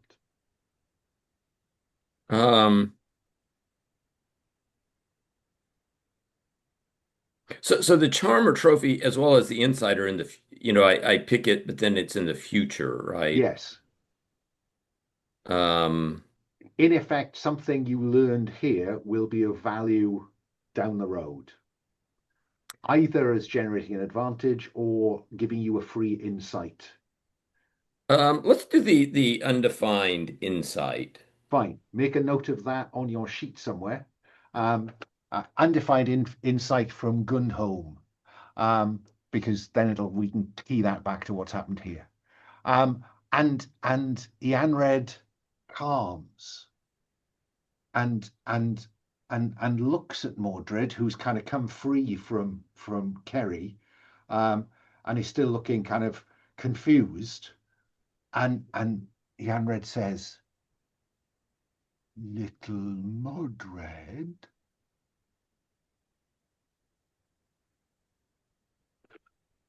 And I think we will cut back to the village, where Cenred is playing with the children of the village, wearing a crown of hawthorns. of hawthorn blooms, watched by his mother, the Lady of Gundholm, Lady Barnotha, and Moddred, the obnoxious heir. What does anyone say to them at this point? Or have you seen enough and you, like High Plains Drifter, you just walk away? Did Frithwiga survive having a tunnel She collapsed on did. her? She did. She did. Yes. Yeah, that was dramatic. We thought she wouldn't, but she did. She's probably walking with a slight limp. Given that Owena, the pious healer, has done good work. I think Ceri comes up to her, claps a hand on both shoulders, looks her directly in the eye, and then says something for a good 30 seconds. No one can understand. Big grin, walks away. Her job here is done. Then I would suggest we move to, there's a tab called Leaving. I'll move that all the way up to near where you are at the far left-hand side. The Aftermath. The Fates reset shade to 1 shade for each level of shade reached. Now, we just about got into the next highest shade description. So you will leave here with shade sitting at the first 2 of Dismal. If the heroes fled the darkness, you did not. If the hero successfully humbled the darkness, the Fates invites each hero to contribute to a positive description of the settlement's future or the fate of a significant NPC. Let me start with, in the order I can see you, Cenred, tell me something about the future of the settlement or the fate of a significant NPC. I'm going to go with the fate of a significant NPC. I think Moddred has now got some courage, so he probably will be willing to lead a warband. Yeah, I like that. What about Gwylog? Okay, so I think there is I'm going to do a positive description of the settlement's future, and you know the that hawthorn hedge that had this sizable breach. There is a quick kind of greening of the hawthorn that is kind of quickly closing up that breach so that the settlement is going to once again be completely surrounded by the living hawthorn. I like that. What does Branwen want to add to this future of either an NPC or the village itself?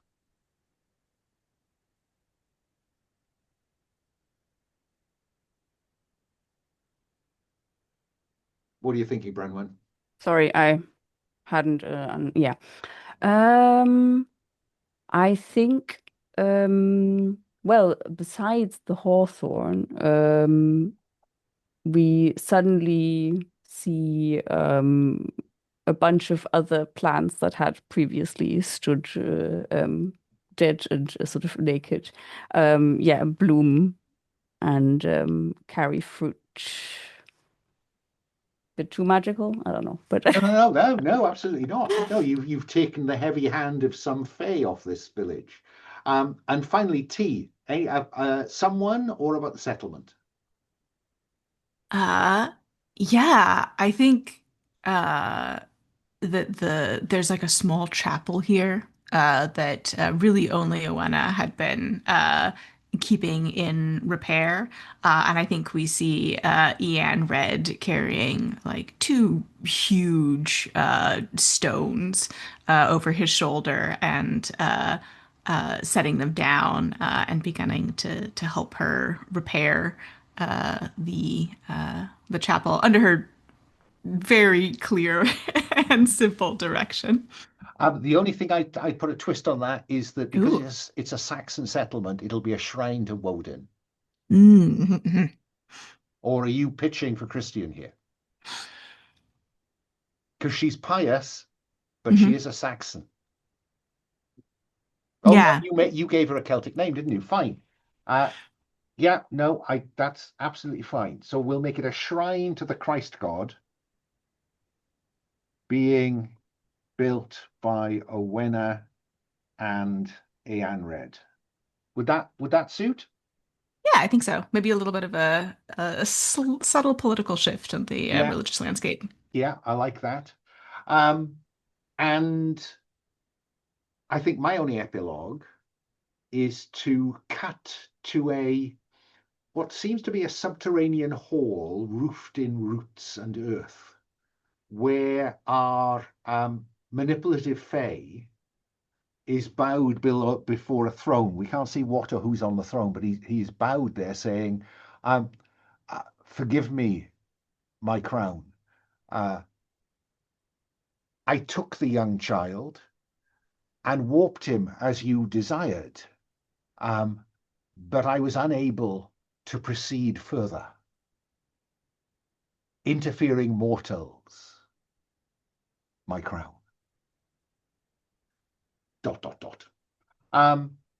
So that's the first bit of leaving. None of you got hurt. So we got no wearied or wounded to clear. That's all fine and dandy. If the hero successfully humbled the darkness, the fate invites, finally, the fate triggers Weird Bith Full Raid. The fates are inexorable. So I'm going to suggest we take our second break here. Again, back at the table at 10 past, and we'll do the kind of what passes for the downtime phase in this game as you are moving on to your next settlement. Does it Okay? not also say +1 favour per hero? So it does. Everyone can have a favor. I love it when a player reads the rules, don't you? Particularly when I've forgotten what I wrote. Thank you. I'll pause the recording back by 10 past. Okay, back from our final commercial break. And we open with the heroes leaving Gundholm, with all that favorable stuff going on or about to go on in terms of hawthorn hedges growing, other trees and bushes swiftly flowering, budding, and blooming, and Moddred looking like he could be a man to lead men in battle, while his brother, quite how he came to be where he is, we don't know, but mysteries are lovely. Is helping to build a shrine, a Christian shrine, in this Saxon settlement. The question I have to ask the four of you to agree on is where you're heading next. Now, if you look at the setting tab, Gundholm was in Bernicia, which sits astride the wall on the eastern side of northern Britain. You've got options. You go north to Gododin. You go northwest into the northern hill tribes. You follow the wall across the mountains to Reged. You head southwest into the southern hill tribes, or you go south into the Saxon kingdom of Dira. Reged and Gododin are Christian. Dira is Saxon. What sort of preferences might you have? Because I'm just looking at where you all came from.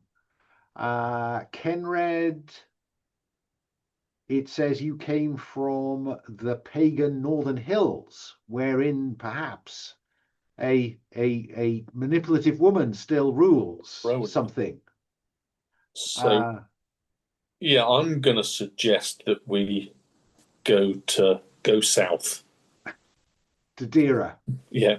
That's on the way to the northern marshes where we know Gwylog comes from. Or does Branwen have a hankering to see the church where she was buried in Christian Gododin? I have a feeling that Branwen doesn't necessarily want to return there. Yes, that hint that maybe the regalia is not as Christian as we first thought is beginning to factor into that, perhaps. T, what are you thinking? Uh, I think Carrie confidently points in several directions, discussing the benefits and drawbacks of each. That way, Uh, that way, that way. exactly, and then turns back to the group and grins. And again, still, it is. I think she's just speaking in tongues, right? Sounds are coming out, but they're not Incoherent. understandable words. Yep. Fine. Great suggestion. So Cenred is saying go south. What does Gwylog think? Yeah, I think Gwylog is enthusiastic about the southern direction, in part because Gwylog is thinking that this recent encounter is perhaps connected in some way to what tore my clan apart, that kind of darkness that was looming on them, that there seem to be similarities here, and this might help get us closer to those marshes again, and maybe giving me greater insight into what exactly happened. Okay. Then what the move with Bithful Araid says is that once we've decided which way you're heading, the hero with the lowest favor rolls plus favor. What are we currently looking at? Because the fates are inexorable. Fate is a bitch. I got 3 fate, 2 fate, 1 bait. It looks like Gwylog gets to roll. Did everybody apply the +1 fate? Oh, that's a different question. Did everyone put one in? Did I spent a fate for the humbling move, correct? You did. So yeah, so I would be at 1. That would have taken me down to 0, but then I got 1. Okay. So Did you? I thought you were 2 before. Well, anyway, you know better. So Gwylog, let's have you roll 2 dice plus 1 then, Okay. to see what the fates has in store for you all.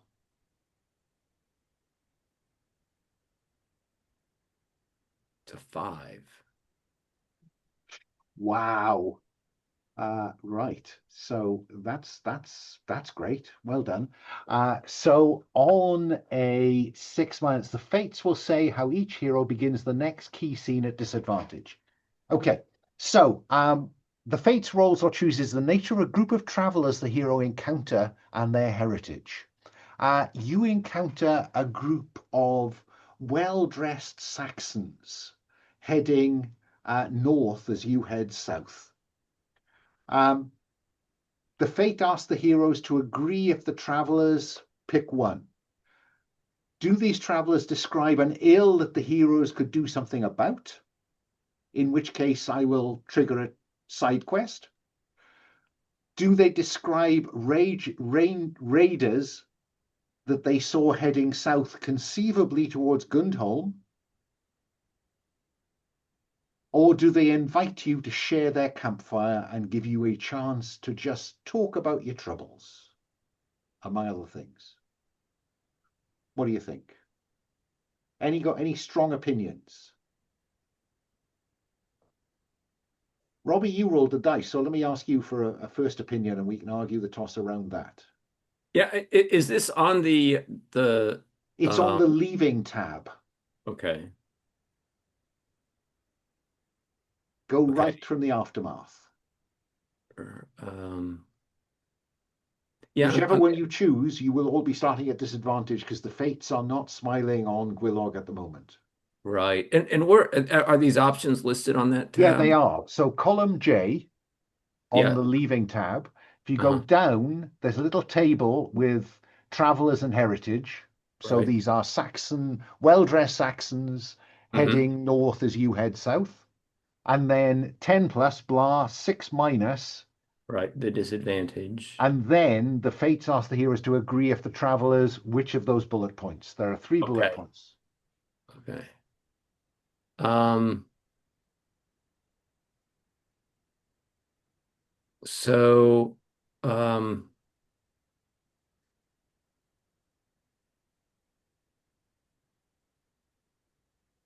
I mean, I like of the bullet points, describe an ill that the heroes could do something about.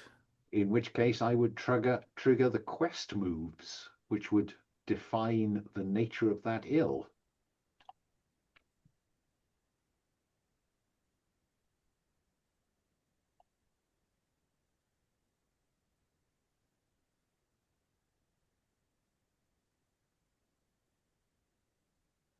So Gwylog is tempted by quest. T, what about you? Hmm. I mean, mechanically, can we can seek solace in friendship at any time if a scene triggers it, right? This Yes. is not the only time we could do it. No, no. Okay.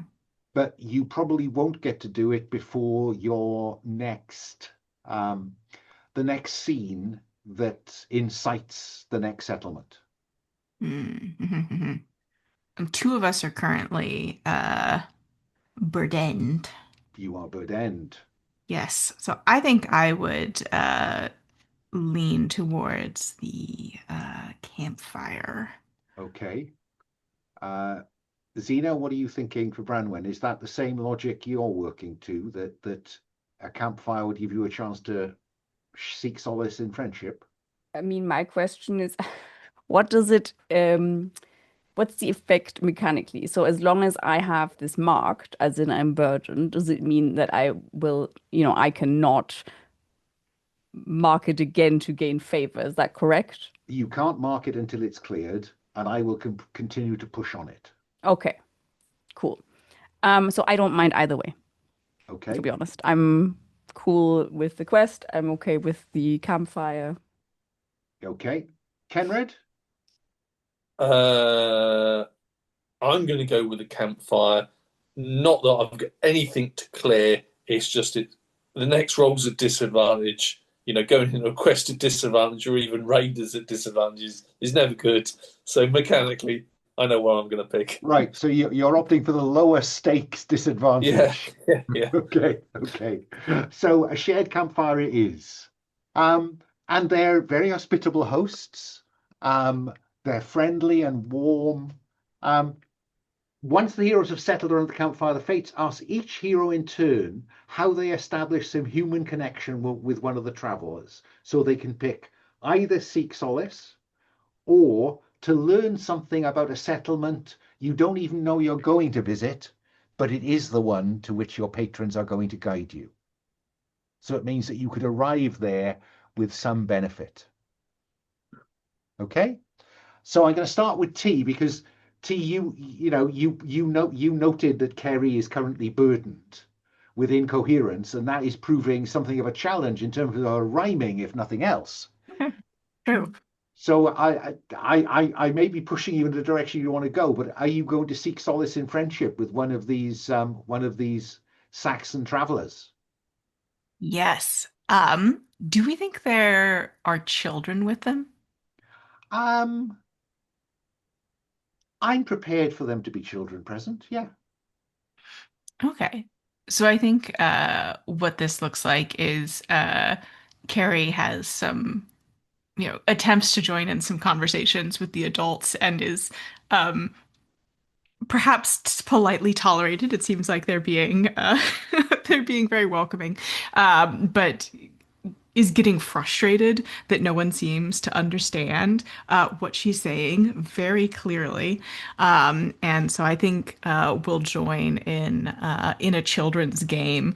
And I think that the children are, very focused on what they're doing, right? And, explain the rules just sort of clearly and then are not asking for any sort of higher degree of I like communication that. than that. Yeah. I think this is probably subtle. You're communicating without words. Yeah. I was at a Yeah, -1. Yeah, I like that. and And you and disadvantage. at disadvantage. Mm-hmm. Yes. What could go badly wrong with these children? Well, so that's going to be at a 7 - 1, so that's a 6. Okay, so the Seek Solace in Friendship move is on the Common Moves tab. When you share your fears, frustrations, or feelings, and I think it's probably feelings in your case, with another in the hope of suppressing it, say what you do or say, and either roll with the attribute the fate says is most right. Sorry, I should have offered you this option. Roll with the attribute or accept a 7 to 9 outcome. I like the 6 minus. I think that's Okay. uh works very They well. they listened patiently, but you have not found value in their counsel.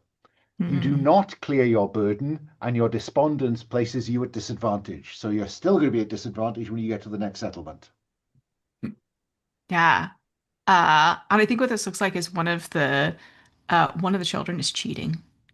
And Carrie is trying to tell everyone else that, they're, hiding stones up their sleeves. And no one seems to care. And I think eventually Carrie stomps away and goes to like throw rocks in a nearby stream. Delightful. What about Can I Branwen? play off the back of that? Oh, yeah, if you want to. Um, so it was described that the adults clearly had no understanding of what was said, and I will then explain that clearly my Saxon friends. You don't understand that my friend has spent many years in the Holy Lands and speaks, the words of the church. That is the church language. But if you let me translate, I will tell you what they said. The story they were trying to tell, and clearly you couldn't understand. And it actually really, it's about my other friend here, Branwen, who was touched by the hand of God. So really, I would like to use PbtA. I will let you use PbtA instead of face a challenge to learn something about the settlement you don't yet know you're heading towards. Fair enough? Or could I just use that to pass an advantage to them on their roll? Oh, I don't actually need no, anything out of no, this, that's really. fine. That's fine. No, that's very fair. No, you want to do that? Yeah, do that thing. So, Roll plus subtle roll plus subtle. Now, at I roll at disadvantage. disadvantage, don't I? You do. Okay, but subtle's not too bad. So let me see what I can do. Yeah, yes, yeah, yes, T. You're clearly speaking Aramaic. Where's the third dice gone? Oh my god, there's extra dice have appeared. Oh, I can only see 2 dice now. No, Hang on. they've gone down the screen. Oh, But have that's they? okay. I rolled a 5, a 1, and a 1.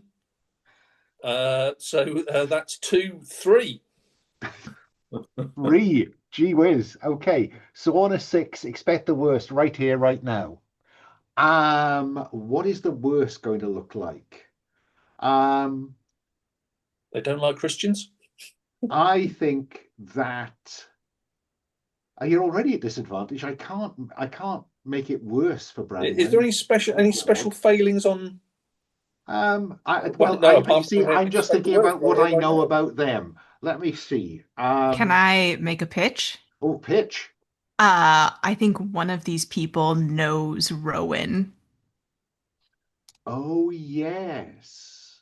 And recognizes Cenred. Mm-hmm. Yes. And one of them leans in and says to you, "You are the Walking Dead man. You are the man who was hung and walked away." I think you've got me confused with somebody else, my friend. Um, there is a price on your head.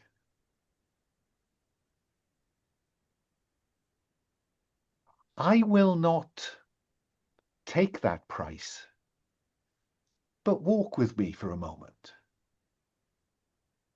Very well. And as you walk into the shadows, they transform. Their features become narrower and higher cheeked. A slight point appears at the top of their ears, and their hair lengthens to a more graceful braided blonde. He is Fey, wearing the seeming of humanity. I will not betray where you are going, Black Cenred. I simply require that you owe us a favor.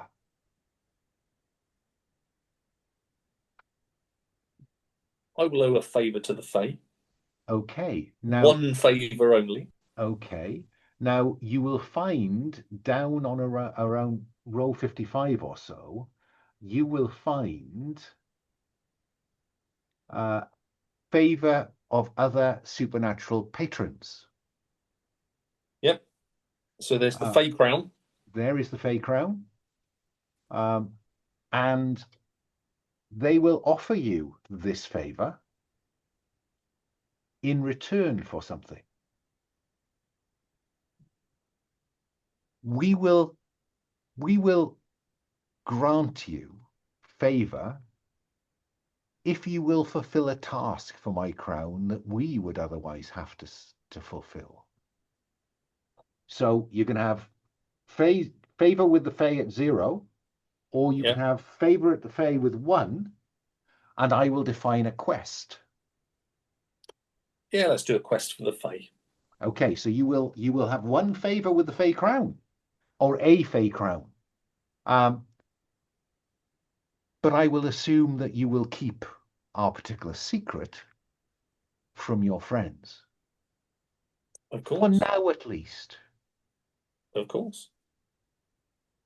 Gwylog, how do you interact with this group of Saxons? Yeah, so I think I'll I want to get some information from them. So I think I will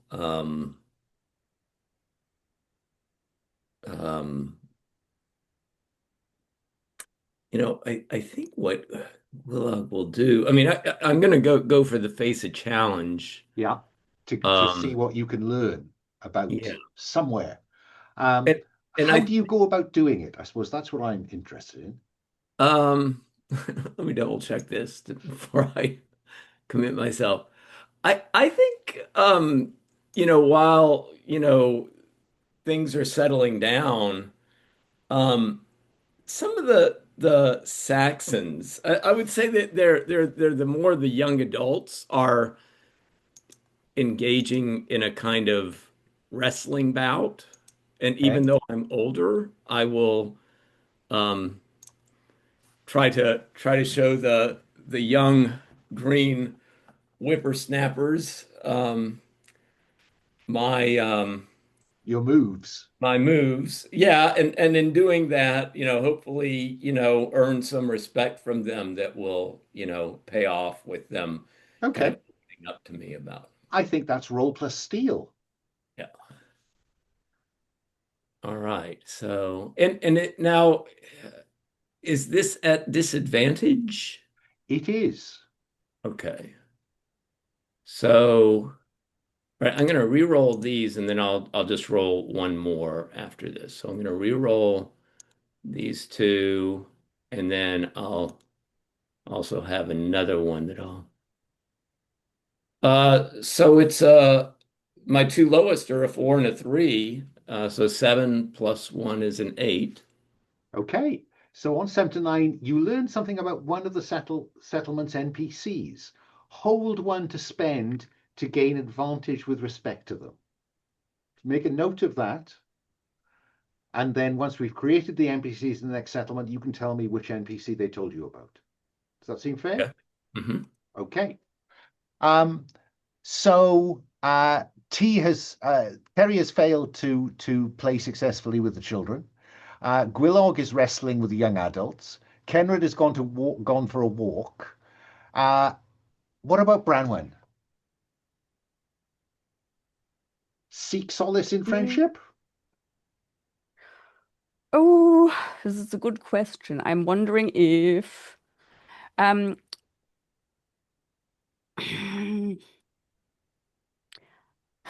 just not sure how, to be honest. Yeah, how to share my feelings about intrusiveness. This is a kind of a weird one. Mm, I mean, Carrie has stormed off to be alone. You could go and share it with her. Doesn't mean it has to be with one of the visitors. oh, it doesn't have to. No, if you want to do it with Kerry, that's fine.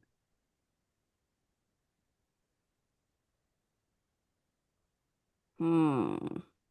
Yeah, maybe that's what I'll do. I mean, I'm not sure how Carrie will be helpful since I think she's still incoherent, right? But maybe we have another understanding that works without Yeah, yeah. I language. mean, that's you're rolling at disadvantage. That probably explains why. Maybe yes. Yeah, so I think maybe I've sort of withdrawn from the group because trying to avoid being noticed as You not wouldn't want to quite be seeming mortal. human at this point, would you? Hmm.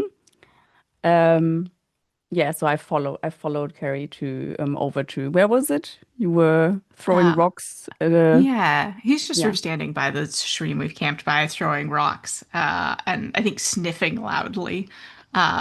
And I don't know if you make sound as you come up, but when she does notice you and turn around, you can see that they've been crying. Oh, Oh, well, I'll yeah, maybe I'll approach you, go like, well, I don't mean to intrude, being too open about it, but I um I understand what it feels like not to be understood. And yeah, but I'm trying not to be too um in other people's business. It's not so easy for me.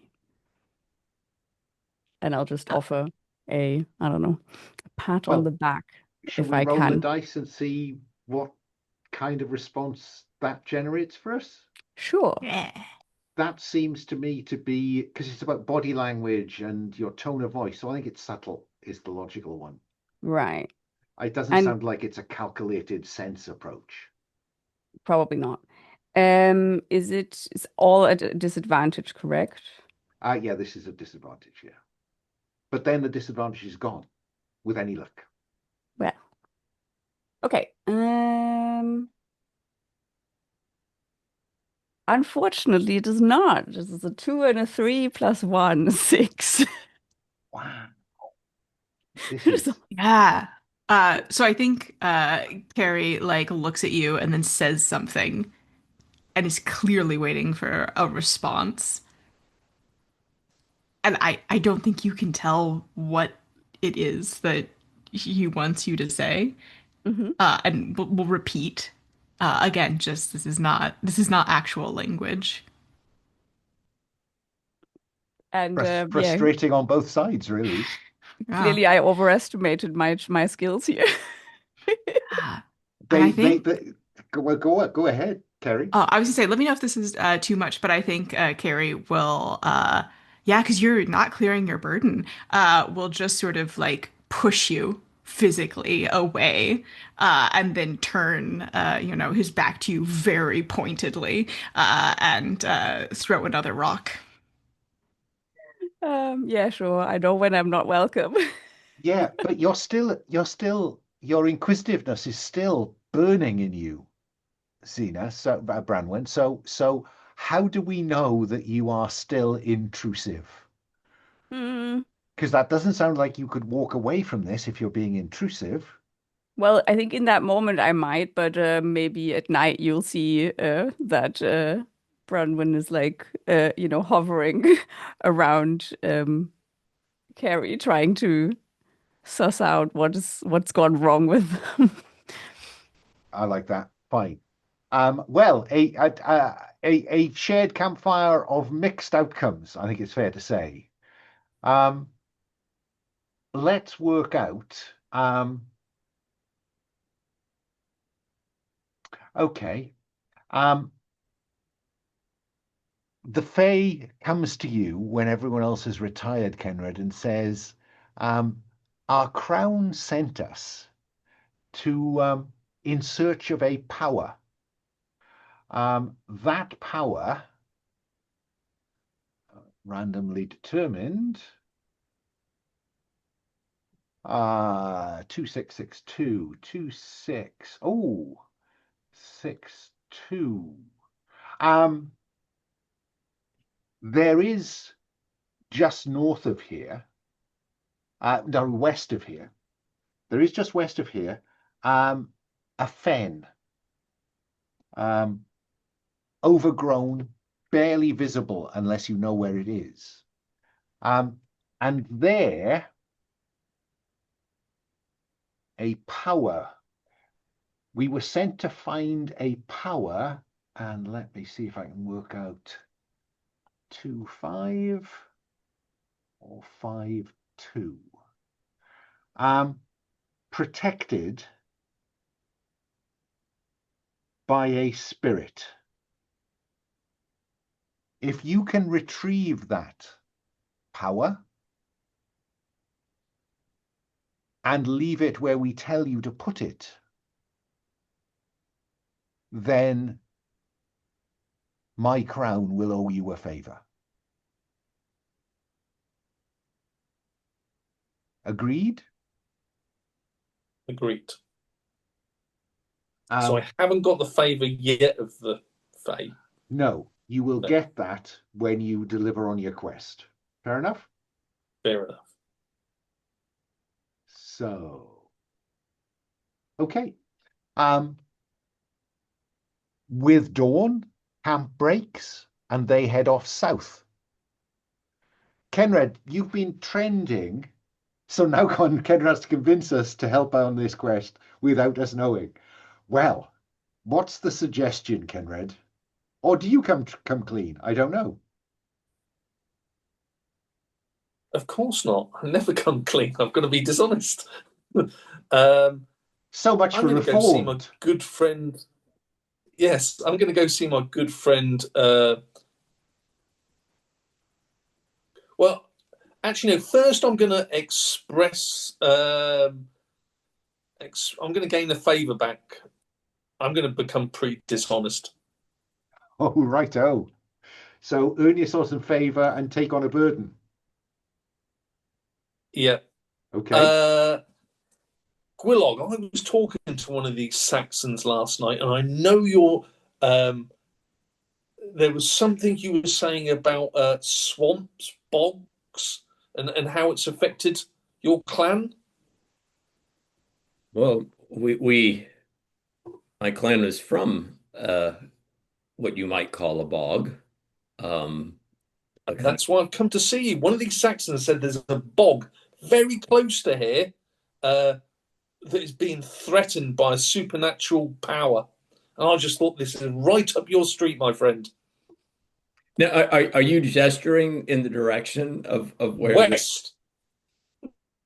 Yeah, I think when you point west, Gwylog will say, well, that is not where my clan is from, right? And I'll point more towards the south. No, but this could provide some insight.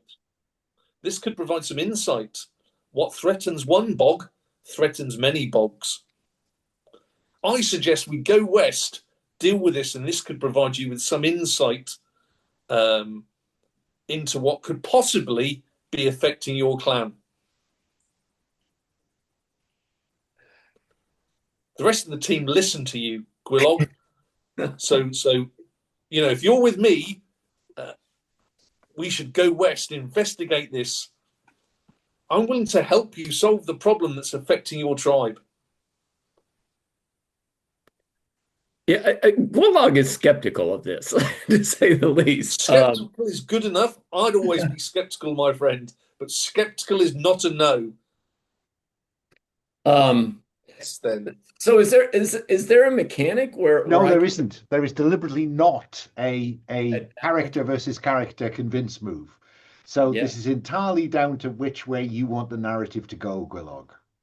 So I think what Gwylog um Gwylog's fashioned a little, piece of the hawthorn into a decorative thing and holds it out and says, uh, we may shake on this, but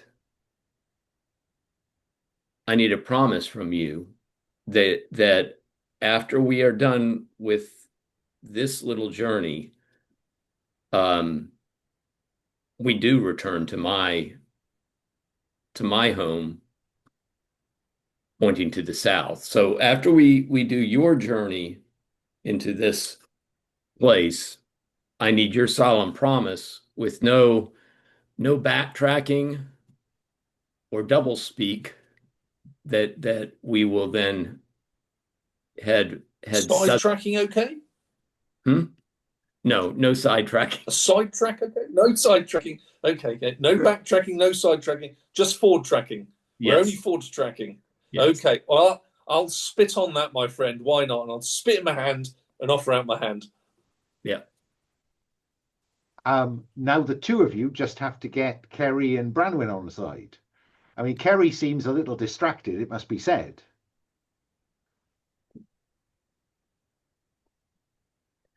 Yeah, well, Gwylog will say to Branwen and Ceri, we have uh, received word that there is um, a place of power off to the west, um, that is being, Cenred, would you say, defended by the spirit? I've got no idea what's going on in that bog, apart from the Saxons told me it is under threat. And who are we to stand in the way of something that's under threat? We're here to protect the innocent, do good. I think Branwen will roll their eyes and go like, "Oh goodness, give over, get over yourself." But as long as we're not going, way further Down? north, I'm No, fine. no, we're not going up north. Definitely not up north. We're not going down. We're just going west. Ceri will look around for any particularly obvious bird omens, and I think spotting none will just sort of shrug. I'll take that as a yes. Excellent. That's good enough for me. And so you begin to travel. Now, they said it was just a day west of here. And so I think that we will close out tonight's episode with you coming over a low rise and looking down into a boggy, overgrown fenland area. It's probably peat bog of some description, with some waterways. Clearly, there's some kind of waterway comes out of the mountains here, flows down into these lowlands and just spreads out into something of a delta, blocked by the high ground roundabout. And that is where we will begin next time. Okay? 5 minutes for some stars and wishes? No. XP. End of session XP. Well remembered, that man. What would I do without you? So let's go left to right. Let's start with our loon. Ceri, did your burden make a difference for good or ill? I mean, they did distract everybody in the middle of Absolutely. a critical fight and then threaten our patron. So and- I'd say yes. And it turned into a couple of failures, both for you and for Branwen. It's clearly Mm. having an impact. So you can have an XP for that. Um, did you address a challenge with lunacy? I mean, I think just charging into the dark, where there is a person-eating monster awaiting you, with nothing more than a stick, probably counts. I think that is lunatic. Please mark XP. Let me come next to Cenred, our reformed. Did your burden make a difference for good or ill? Uh, I think it could be good or ill going west. I'm not It's too it's sure either it's way. it's certainly giving you the option on a favour from a Fey crown. So I think that you get one for that. Did you address a challenge with guile? Would threatening Mordred? I think that was very clever and using guile to get to help. Yeah, I'll give you another one for that. What about our Celtic mystic, Gwylog? Did your burden make a difference for good or ill? Not sure we've seen rage yet, have we? I don't think you've seen my mystic raging. I mean, the audience is beginning to wonder when the powder keg will go off. They're Yeah. wondering whether Cenred has lit the blue touch paper. Yeah. Um, but did you address a challenge with ancient law? Yeah, I think I did. I was drawing frequently on favor and like humbling that Hmm. uh in red with the hawthorn kind of tying into um my insight into like the actual power of the hawthorn, I think. Absolutely true. Take an XP, please. And finally, our spirit, Branwen. Did your burden make a difference for good or ill? I don't really know. I mean, it played into my actions, but I'm not sure if it really made a difference. Well, for good or ill means did we see it at work? I mean, yes, we did see it Yeah, at exactly work for so. sure. Exactly so. So mark an XP. And did you did you address a challenge with stealth? Yes, I would Yeah, say so. attacking someone while incorporeal strikes me as vaguely stealthy. I've done XP. Now, could I have 5 minutes of stars and wishes? Sure. Okay, let me start this time with you, Robbie. Any stars, any wishes? Yeah, I liked the session. You know, I Yeah, I mean it was unexpected to find I mean I think the device of that underground passage was, was a kind of interesting swerve, and then also finding the brother of our vain ineffective hero at the end. I think that was a satisfying kind of swerve, and then made for a kind of interesting. I like the epilogue to that kind of wrapping up of the Thank uh you. Yep, so did I. What about any wishes for next time? You've seen uh other people's burdens at work now. yeah, I think it's time for Gwylog to do some raging, definitely. I don't know exactly what's in store for us, but I think, just even though Gwylog knows this isn't, where home is per se, I think the similarity, right, of kind of going in is gonna kind of ignite some emotions for sure in Gwylog. Okay. T, any stars, any wishes? Uh, yeah, very fun session. I'm really enjoying Cenred's scoundrelishness. I think the what threatens one fog threatens many fogs was delightful. I also really enjoy Gwynlog's failure to help and how that sort of set us up for a much more challenging encounter going into this cave. I thought that was a fun mechanic. It was good to see it triggered. Also really enjoyed Cenred bringing down the cave in the wrong direction. I thought it was a wonderful failure. And Branwen's sort of ghostly whispers and revealing their spiritual nature, and then how that played into disenchanting Eotenweard, I thought was a really nice moment of teamwork and exploring their themes. Yeah. Um, I Any think wishes? wishes. I mean, at some point, if they could become, if Ceri could become not incoherent anymore. I think that would be fun to explore. But also, I'm really enjoying playing a character who's struggling with communication because I think that's uh, just a very interesting thing to explore in fiction. So Yeah, if it happens, it happens. let me stress, you are carrying a disadvantage into the next scene. Mhm. But whether you're Yes, incoherent or not, you will not be routinely disadvantaged by your incoherence. It's just that yes, yes, yes. it's just played beautifully that your incoherence has led to failure left, right, and centre. Um, Hmm. Hopefully, we'll find an opportunity for you to seek solace in the friendship of somebody else, because Yes. Branwen, came up dry. No, it's the children. It's the children. You see, you need to work with Yeah, adults. Working with children is never a good idea. Children, I've been told animals, that. no, Yeah. no. The writers' room is saying no, no more children. It doesn't work. Okay. Um, uh, Zena, any stars, any wishes? Yeah, I too am very much enjoying Kenred's shenanigans. I guess the blatant lies, and I thought it was a great scene when Ceri picked up the bones and went like, let's the comparison with the tooth, or I don't know, tooth sizes. Yeah, that was fantastic. And yeah, I don't know. It was just a very enjoyable session. A lot of what's it called? Curveballs, I guess. Yeah.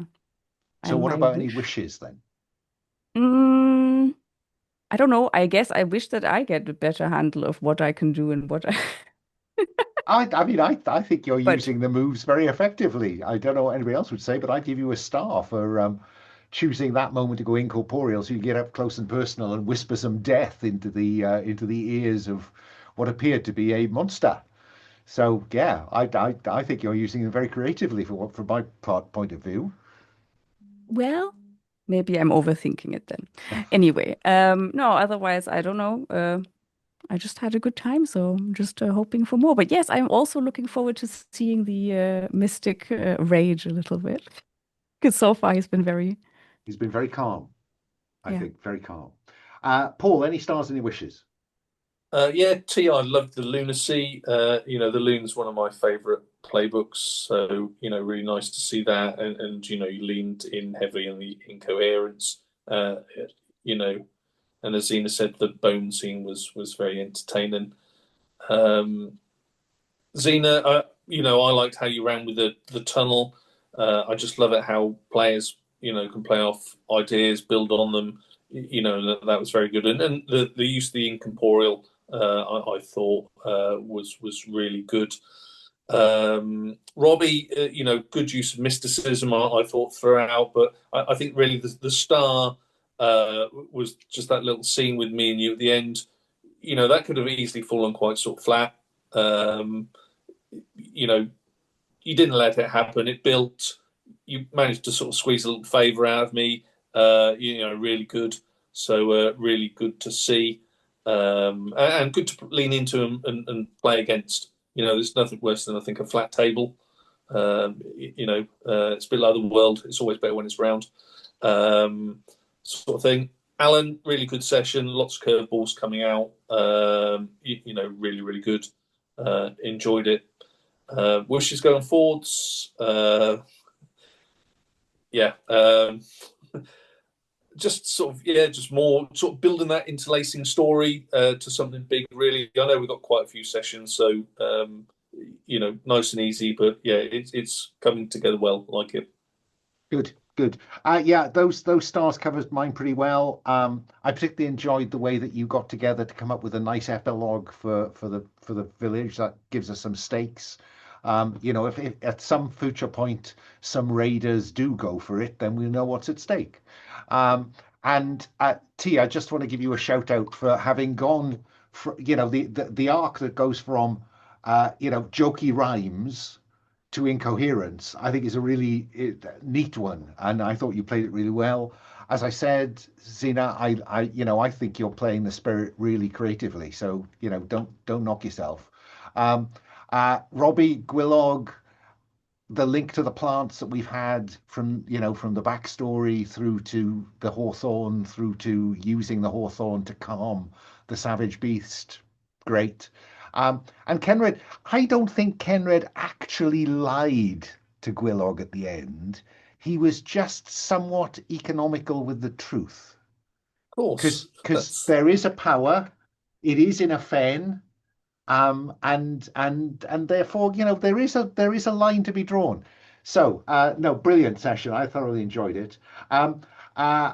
Next time, before we start next time, I will just test the waters on whether you want to do a lot of relatively low difficulty settlements, or whether you want to increase the difficulty of the next settlement, so you're having to find more insights. But that's something I'll kind of either put in the chat, in the message on the open hearth, or not. But right now I'll pause the recording. So thank you, internet.